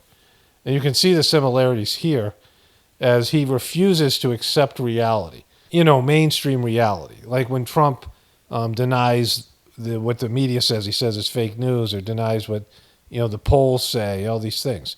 He's going to do those same things. He's going to say the polls aren't right. I mean, some of it, like I said, I'm not going to show you, but he contradicts all these things he's been saying about Trump, and he does those exact same things, and he's worse at it because Trump's at least funny and more likable than Biden. Not that I think Trump's better. People think you got to root for somebody, and that's the problem with politics. It's only interesting. You're only interesting if you root for people, except when something like this happens, when rooting for nobody is really entertaining. Those of us who aren't rooting for either side, we can really just sit back and enjoy it. But anyways, I'm going to point out all the times he's like Trump here, and you'll probably be able to pick up other things. Trump has these problems they criticize him for. Some of them are not necessarily wrong. Like sometimes mainstream media sucks, right? But Biden's been supported by mainstream media. Now that they're bailing on him, he's going off on them, accusing them of trying to run him out of the election. But going back to this, George Stephanopoulos says doesn't let it go. He keeps on asking about the cognitive test. No, you don't want to do that, right? No, I've already done it. I've already done it. What, when you were fifth grade? What do you mean you've already done it? When you get old, you need to take cognitive tests regularly if you're going to do a job like this. Any job that would take, where you have some responsibility. You should be taking cognitive tests by a neurologist all the time. And you're hearing the results. This is an old person who refuses to get these screenings when there's obviously issues with someone who's in denial, and, that they need an intervention, right? This guy is not going to go. I mean, he's just completely oblivious, unbelievably selfish, and George Stephanopoulos points it out here. So Biden lists all his accomplishments as a way to justify why he deserves to be president again. And George Stephanopoulos, I mean, look at his face. Every time I do a stop, I mean, it's always, it's just not a person who's doing well, right? With these still frames. And he asks him, all this work that you've done, has it taken a toll? What kind of toll has it taken on your sanity or, your cognitive abilities? And this is what he says. Beliefs, I wouldn't be running if I didn't think I did. Look. I didn't think I didn't have this, so that's his answer, right? So then he gets his smug, arrogant smile, right? Serve has doubled since 2020. The Americans who don't think you, he said, the Americans who think you're too old to serve has doubled since 2020. Wouldn't a clear-eyed political calculus tell you that it's going to be much tougher to win in 2024? Not when you're running against a pathological liar. He says pathological liar quite a bit here. Talks about Trump being a pathological liar. He's clearly in denial. He won't understand that. No one can tell him how bad shape he's in terms of his mental capacity, in terms of the American people's opinion of him, in terms of the polls, in terms of everything. He's in complete denial, right? I mean, he's just really bad. And this is the stuff they accuse Trump of. And Trump does it. But Biden does it too. And Biden, is trying to be the anti-Trump, but he's just like Trump. So then the questions get even more brutal. I mean, it really gets bad at the end. And he says, the heart of your argument against Donald Trump is that he is selfish. He's only in for himself. Only in it for himself. And he says, how do you respond to critics that are saying the same thing about you? Because he just gave him all the statistics of how poorly he's doing and how likely he is to lose. And he's in denial, saying, oh, the New York Times said this before, and we saw this before, and we do all these things like that, right? And so this is how he responds to the question. Oh, come on. Oh, come on. Well, I don't think those critics know what they're talking about. I don't think those critics know what they're talking about. Even though the unselfish thing to do is realize you're old, realize that American people have lost faith in you, realize you just had a disastrous debate performance and get out. And his response to that is, oh, come on, they don't know what they're talking about. That's what Donald Trump says, right? And this is what Donald Trump says about the polls and the media and these things. And now you're saying the exact same thing. Criticism of Trump is that he is a myopic, dictator-like person that doesn't listen to other people. And anybody who doesn't agree with him, he just dismisses and gets rid of them. And now he shows his inner Donald Trump. He shows he's the same guy, which we always knew, because George Stephanopoulos is going to throw a freaking kitchen sink at him, everything and the kitchen sink, and he's going to be in denial about all of it, and he's going to bring out the God Almighty multiple times. Know what they're talking about. They're just wrong. It's wrong. They're just wrong. So that's, that ain't helping you, bro. Look, Trump is a pathological liar. Trump is, he is. Have you ever seen anything Trump did that benefited somebody else, not him? You can't answer, I know. So look at him. This is a big moment here. I've questioned him and his allies as persistently as any Trump is a pathological liar. journalist has. No, I know you have. I'm not being critical. Yeah. I'm not being critical. But look, I mean, the man is a congenital liar. He's a congenital liar. Is that a different way of saying he's a pathological liar? He's a congenital liar? Does he have congenital herpes? Like, I'm editing, and it's the extent to where he's so obsessed with Trump and everything that he says about Trump. Alec Baldwin, his impression of Trump was really an exaggeration of his own mannerisms, his ducky lips. I mean, he was doing an impression of himself. And Alec Baldwin's a lot like Trump. There are three of them. Many of these Hollywood celebrities, many of these people, they're all narcissists. They're all very selfish. They're all myopic. And, many of them have lots in common with Trump. And this is Joe Biden talking about himself and not realizing it. And he's just putting it on Trump, right? Like it's just going, and he can't, he doesn't have any answers. Like Trump is a pathological liar, has nothing to do with your cognitive abilities. And the fact that you're being a selfish prick, and you're not doing what's best for America. In terms of your own worldview, right? You believe that Trump would be a disaster, as do all the people who are your supporters, and you're putting, a Trump presidency at risk for your supporters and your party. And the best thing you could do is withdraw because you're senile and you're in denial and you refuse to do it and you're being stubborn and selfish and narcissistic and you're just like Donald Trump. You're just like Donald frickin' Trump, bro. Here it is, your big moment of being a Trumper, being a Trump wannabe, a Trump clone. So then George Stephanopoulos, who tried to convince him he can't beat Donald Trump based in all the statistics, and he's in denial, says, if you can be convinced you can't beat Donald Trump, will you step down? And he says this. He laughs. Look at him. He laughs. That Joker smile. Depends if the Lord Almighty comes out and tells me that, I might do that. Well, so this is the first time he invokes the Lord. If the Lord Almighty comes down and tells me that, I might do that. But he ain't coming to you because you ain't asking. If he did, you would say, F you, Lord, because that's the kind of guy you are. But then George Stephanopoulos said something hilarious here. I mean, on a more practical level, Washington Post just reported it in the last hour. At a more practical level. At a more practical level, George, like he's talking to a senile guy, right? At a more practical level, I mean, the Lord's not coming down anytime soon to you, Joe Biden. And so on a more practical level, let's talk about what the New York Times says. But then he says that Mark Warner is assembling a bunch of Democratic congressional leaders to come down and confront you and say, you got to move on from you. And he said, well, I ran against Mark Warner. I respect him, but no, he's wrong. And he said, what? And then he goes, well, if Nancy Pelosi and Hakeem Jeffries and Chuck Schumer come down and say, we're worried about losing the House and the Senate, and what would you say to that? If you don't withdraw, what would you say to that? How will you respond? I go into detail with them. I've spoken to all of them in detail. Then he goes into how he met with all these people and they didn't say shit to him because they can't because you're in denial.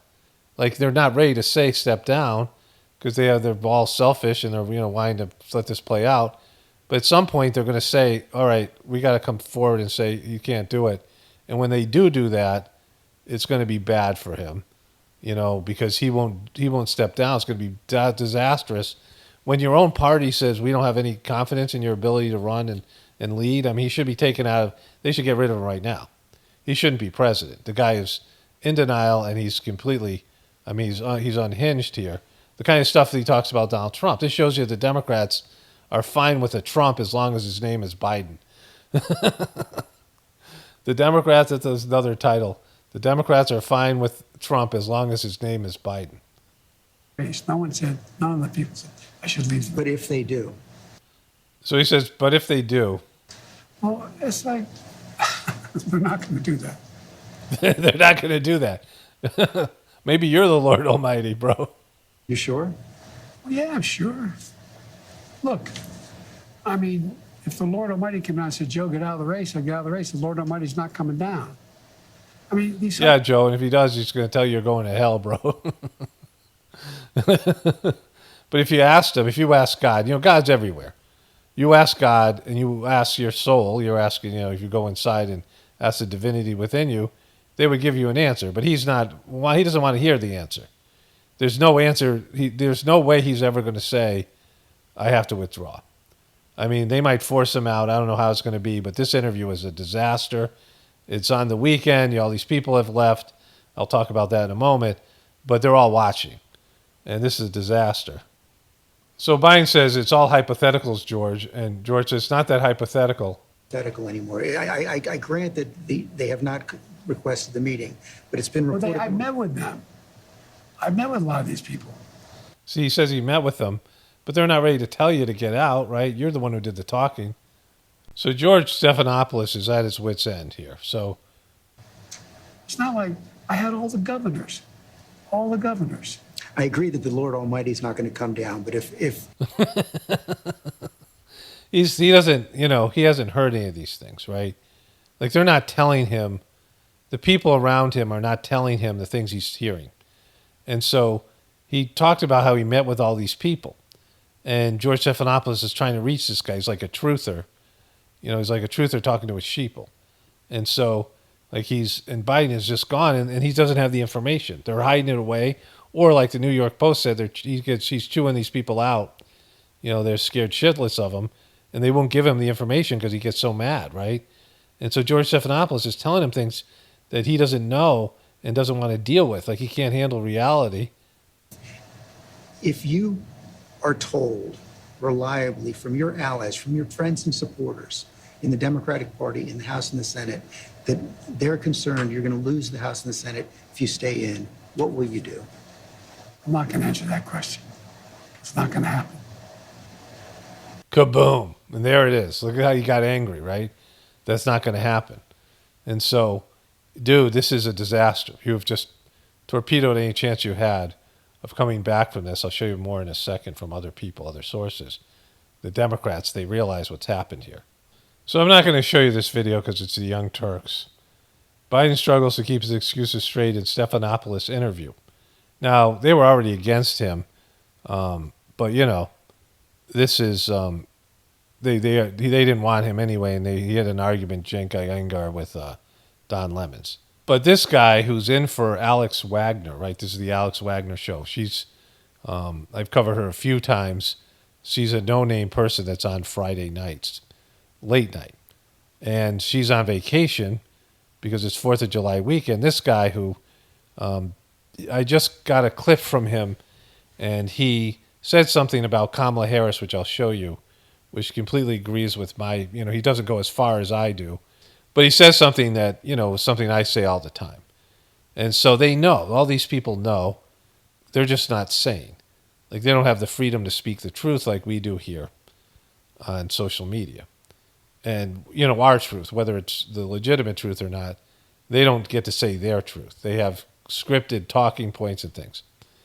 But this guy brings in Castro, who was a former Obama cabinet secretary, and ran for president against Biden in 2020. Tonight, did anything he did tonight assuage some of your concerns about his candidacy?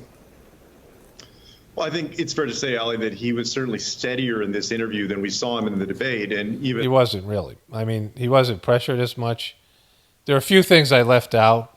There's a point where he said that Donald Trump was yelling at him, but the microphone didn't pick it up, which means that the rules that he put in screwed him because Donald Trump was talking and he could hear Trump and it was rattling him, right? But the mic couldn't. So it didn't make Trump look bad because you didn't show Trump while he was talking to him. And it made him rattled, which again, he says not an excuse, but it was. And so like that was bad because he's the one who imposed those rules. They imposed those rules to protect him and it screwed him. Like I said, letting Trump interrupt him was something that would have been beneficial because it would have made Trump look bad and they would have been able to use that as an excuse, right? So there was that. The other thing he said is, look at the crowds that I draw. Look at these crowds. Look at all these. You wouldn't believe the amazing crowds. In fact, let me go back and see if I can find that after I show you this here. even more so, I think, at the rally in the afternoon before he gave this interview today. At the same time, the overwhelming impression that I got from this is that you have a president that's basically in denial. Denial about the decline that people can clearly see. They asked him, well...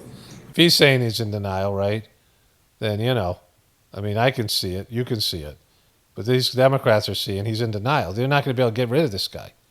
I mean, they're screwed. This guy is not leaving because he has no idea. He's clueless.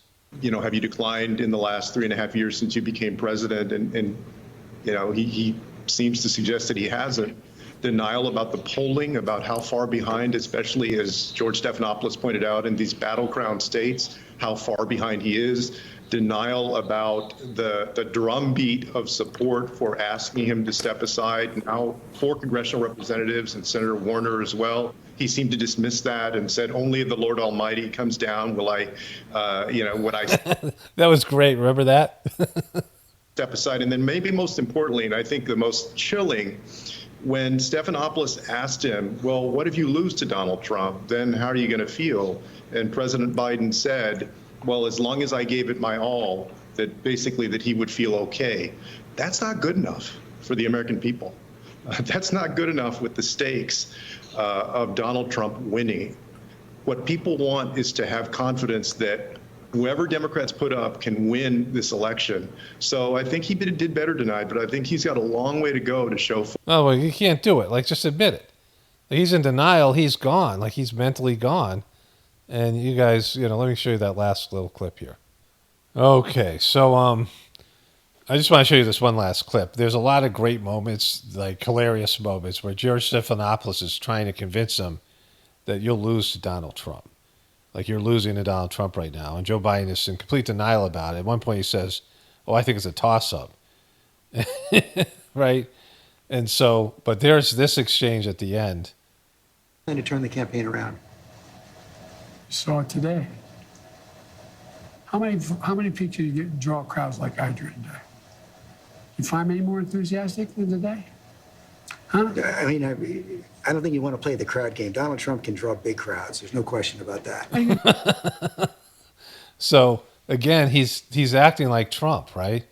Like he's saying what Trump says. Look at my crowds, and Trump's crowds are real. Like Trump paid for his original crowd.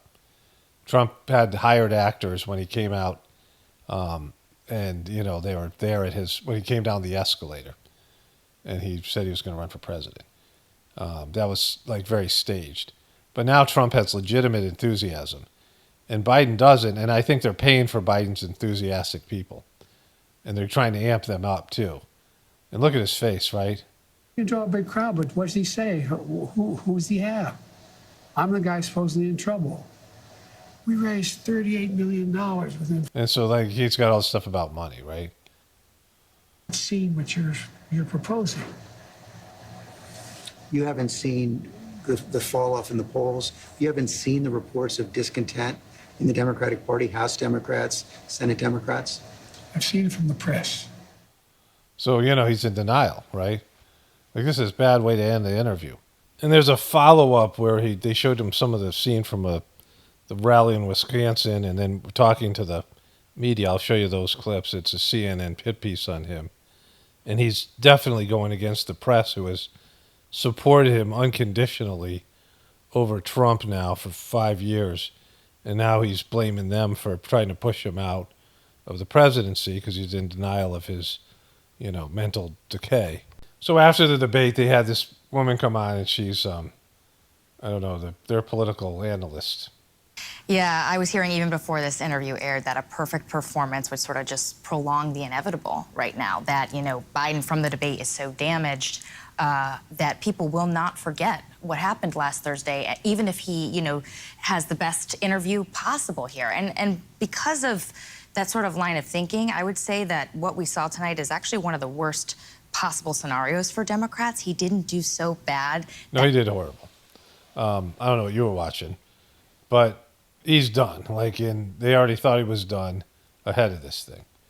And now he's just conceded. We'll see how this falls out. Let's go to I had a few other clips here.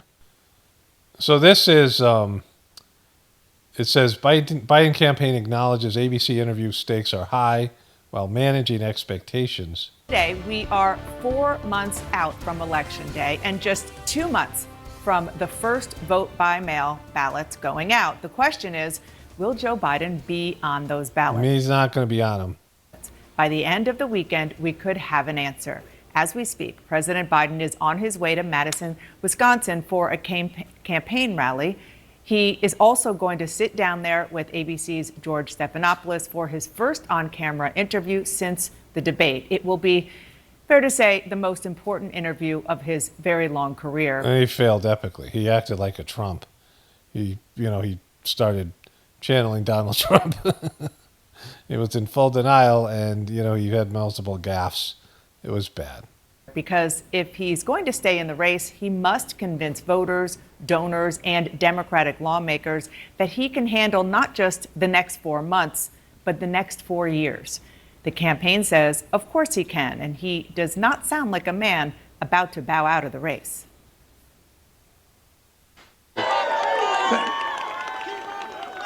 You got me, man. You got me, man.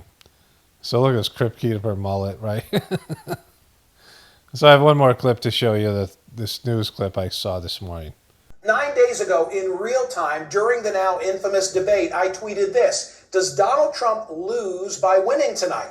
So you think your tweets are newsworthy, right? Does this debate spur a switch to a stronger Democrat with a better chance of beating Trump? In other words, I was saying, be careful what you wish for, Donald Trump. The crisis might produce a more formidable opponent. The question will soon be who and by what means becomes the Democratic nominee. President Biden cannot control his delegates. He cannot mandate that they support Vice President Kamala Harris. But as a practical matter, if he endorses her, she will be the Democratic nominee. But is that in her or the party's best interest? Ultimately, is that in the nation's best interest? The poll question today at Smerconish.com asks, which would make Kamala Harris a stronger Democratic presidential nominee, acclamation or competition? I argue the latter. A Kamala Harris who fights for and earns the Democratic nomination will be sharper and stronger than one who wins by acclamation. She was not a strong candidate when she sought the nomination in 2020. Ironically, her one moment in the spotlight came when she challenged then Vice President Biden for a decades-old position on busing. That and her reversal of her willingness to abolish private health insurance, which she'd signaled when raising her hand in agreement with Bernie Sanders. She dropped out of the race before a single vote was cast, but was nevertheless put back in the VP mix because Biden had said that he would select a female running mate. So that's what I've said over and over again, but he's missing out some pieces here. So they pumped Kamala up because Kamala isn't a believer. She's not a person with a purpose. She just wants power, and she'll sell her soul, knee pads, right? Kamala knee pads Harris. She's like Trump and Biden. She's not a believer. She doesn't have a cause. She just wants power, and she wants fame or whatever it is, right?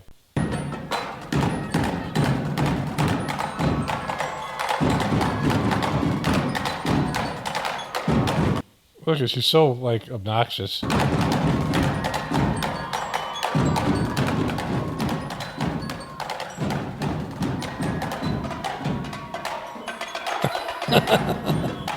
There's Dougie Fresh over here just doing, he's acting like he's in the Rockettes.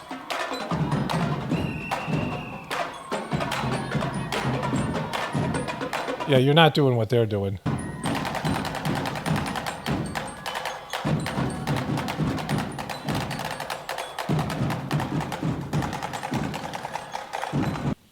Okay, so that's Kamala. So she was being pumped up. Chris Matthews, the now disgraced and Me Too'd Chris Matthews, was saying it should be Biden and Harris. And Harris was the first other candidate than Biden to pop, right? You had these candidates like Liz Warren and, Bernie Sanders had whatever he had, 15% of the vote. Biden had 20%. But all the rest of the people that weren't household names and hadn't run for president before, Kamala's the first one to pop. And she went up to 12%. And she was like second or third to Biden, right? And it looked like she was, being chosen in some way. And the American people looked at her, and Tulsi Gabbard went after her. And she just was, she was attacked by people on the debate stage, and she just folded. And nobody liked her. She was clearly unlikable. She then went down to less than 1% and never regained any kind of traction. So with all these nightmare candidates, including a senile Joe Biden and, senile Bernie Sanders or weird Bernie Sanders and Klobuchar and Buttigieg and all these ones that had, more than 1%. And she was worse than all of them, right? And after American people, the Democratic voters took a look at her, they didn't like her. But Biden said that he was going to pick a woman, and then he got boxed into picking a woman of color. And Kamala made the most sense. Plus, Biden had a safety blanket that no one thought she could win. And if Kamala was so great, they'd put her in now. If they thought she could beat Trump, they'd put her in there now, right? The holdup is, it seems like this is being set up on Biden, but they don't really want Kamala, right? Or they would already be moving towards that. So this guy didn't say all that I just said, but he said, similar, because that's what happened, right?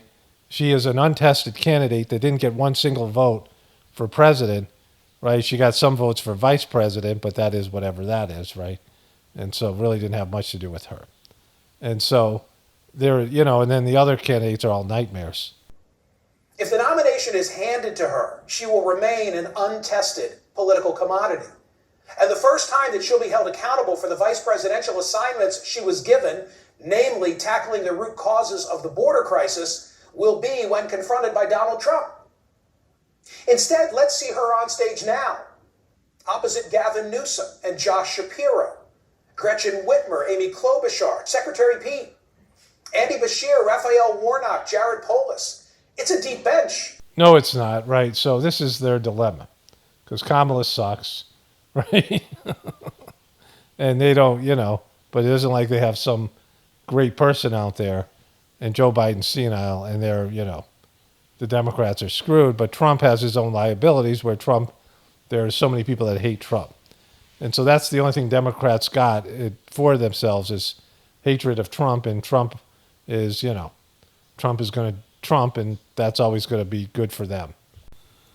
Okay, here he is, multi-faces of Biden. This will be a good shot for the thumbnail. But here he is, the decrepit Biden.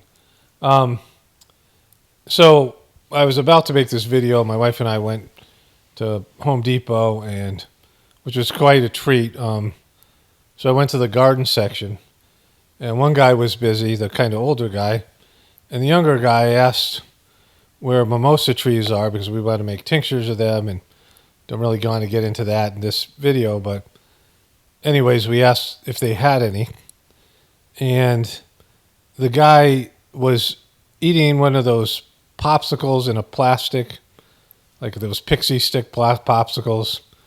He was eating it. It was in his mouth, and he had his hands on his, these devices where they look everything up. And that's the kind of professionalism we have under the Joe Biden administration. But they have set in on him. Here's GMA, Good Morning America. I'm told by a source that a group of donors are trying to raise as much as $100 million to support a candidate that would replace President Biden. And someone other than Jojo Magoo. Last night, Reed Hastings, the co-founder of Netflix, a major Democratic donor, said that the president is, quote, unfortunately in denial. Those are those weird lines he has. Unfortunately, in denial. About his mental state. But look, the Biden team tells me that the president's performance was strong and solid, that he Seriously?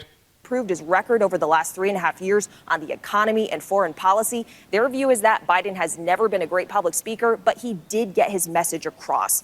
The president will also be out there more aggressively in public in the coming days. He's going to be hosting the NATO summit next week, giving a press conference, and tomorrow he's doing a campaign rally in Pennsylvania. Now, voters at that Wisconsin rally yesterday did tell me they felt reassured by the president's stronger performance, but many are still deeply concerned about his ability to defeat Donald Trump. And the very optimistic spin Okay, so, I'll let her finish. coming from the White House, it is only fueling concerns for many Democrats that the president is being shielded from reality by his inner circle. Yeah, that's, what do you mean concerns? He was confused by George Stephanopoulos' questions. I mean, he was confused by the whole thing. Like, they haven't told him, they didn't prepare him for those questions. They didn't say, these are the things that are going to be asked of you. And so, it's a disaster. Like, it's an absolute disaster on every level. For him and the Democrats, it's great. I mean, it's not for me. Right? I'm happy. So that was bad, right? But that was Good Morning America. And this is CNN. And CNN is really going after the guy now. President Biden on a significant day in efforts to turn his political fortunes around. Let's bring in CNN's Arlette Saenz in Madison, Wisconsin, where the president had an event a short while ago and sat down for a TV interview. Arlette, what did the president say just a little while ago? Well, Pamela, President Biden has completed his interview with ABC News, a critical test as he is looking to course correct following his halting debate performance last week. This interview is one that will be very closely watched as Americans are trying to gauge whether the president is up to serve in a second term. It will be one that's unscripted, one that is without. So if they believe that this is a good performance, I mean, America's already toast, but like, if this is what you're expecting, if you've lowered the bar so much, you think that was a good performance in an interview, despite all the ramifications of this interview, just a regular interview. If you accept that as your president, then you're like pathetic, right? I mean, it's America's already screwed, but like, like they've lowered the expectations for what we have for a president. Not that Trump is better, but at least Trump isn't senile like that, right?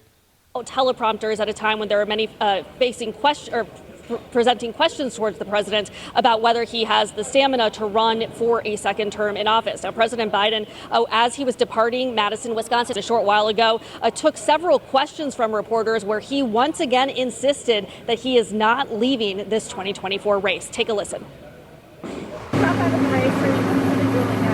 Completely ruling that out. Mr. President, how can you persecute a case that democracy is at risk, that you are the best candidate to beat Donald Trump? Because I beat him before, and I've gotten more done than any president has. Okay. So he's doing okay now. I mean, he looks senile. It's bad, but I mean, it's not great, but he hasn't made a mistake yet. But here.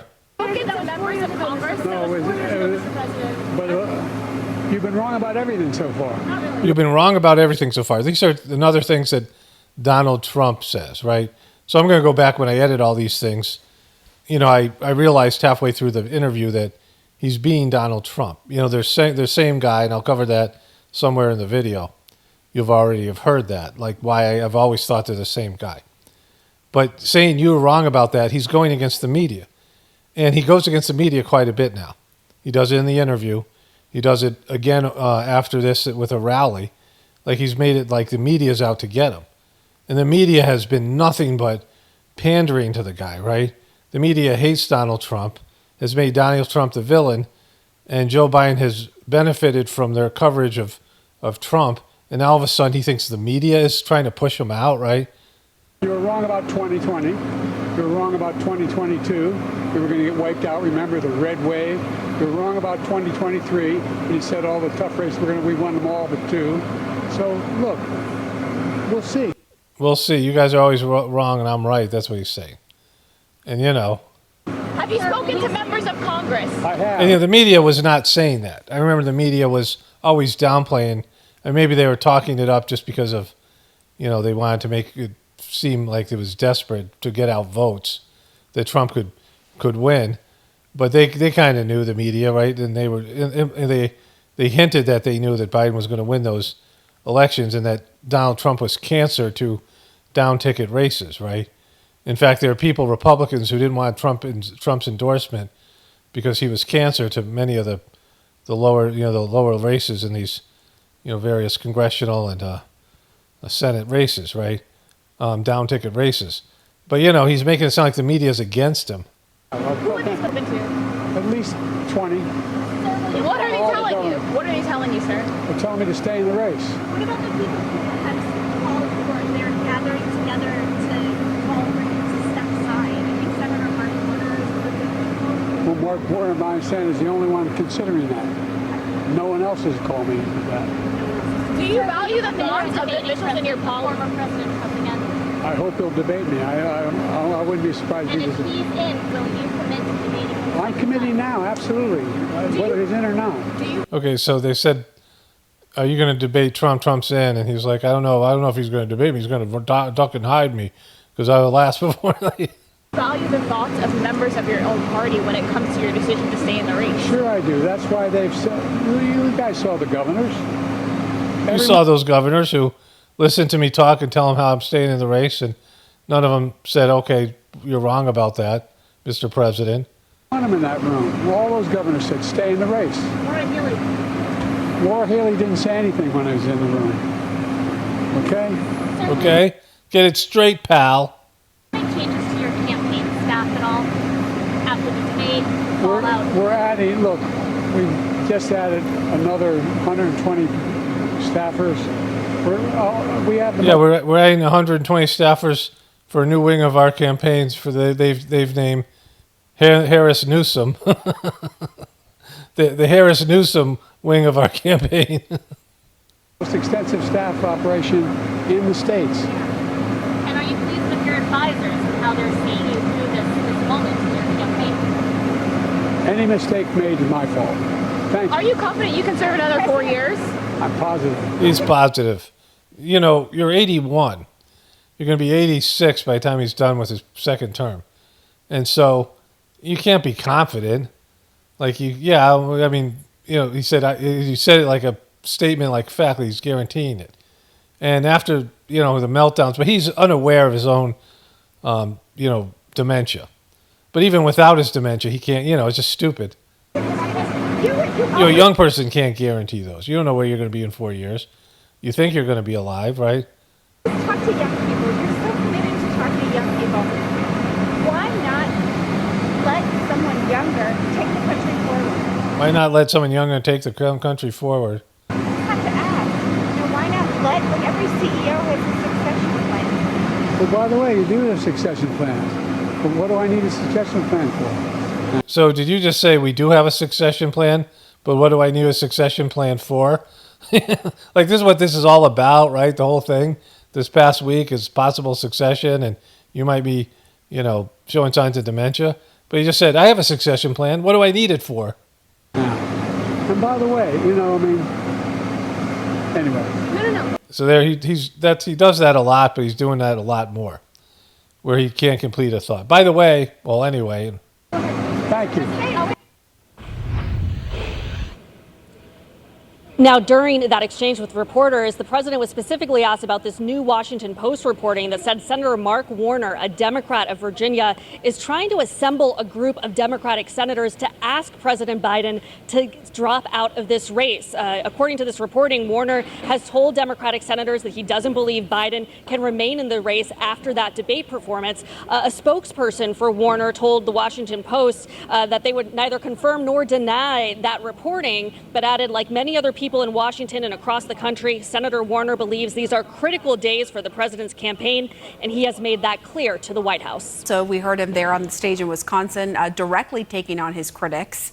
And also saying they want me to leave the race. He didn't really specify who they was. Who are these haters you speak of? Who is they, Jojo Magoo? Who's they? Tell us more about that. Yeah, President Biden was defiant in his remarks here in Madison, and he talked about how there are some trying to push him out of the race. It comes as you have Who are these people? Who are these people trying to push him out of the race?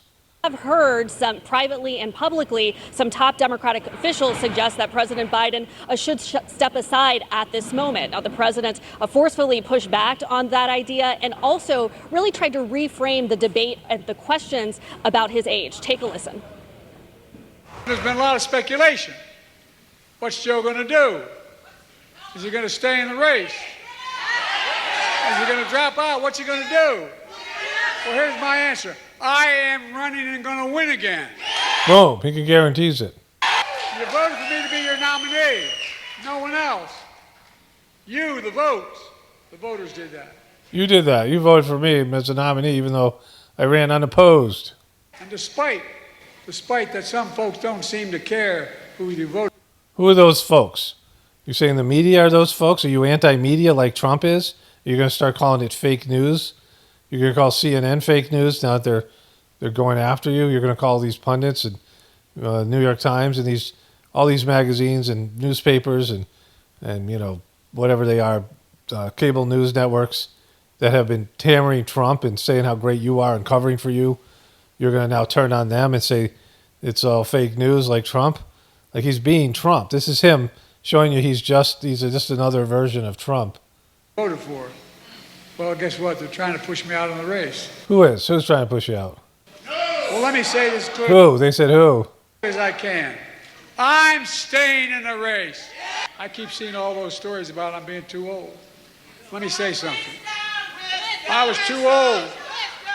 I wasn't too old to create over 15 million new jobs. Woo! Sure, 21 million Americans are insured under the Affordable Care Act. What do you think? You think I'm too old to restore Roe v. Wade, the law of the land? Woo! You think I'm too old to ban assault weapons again? Yes! To protect Social Security and Medicare? Yes!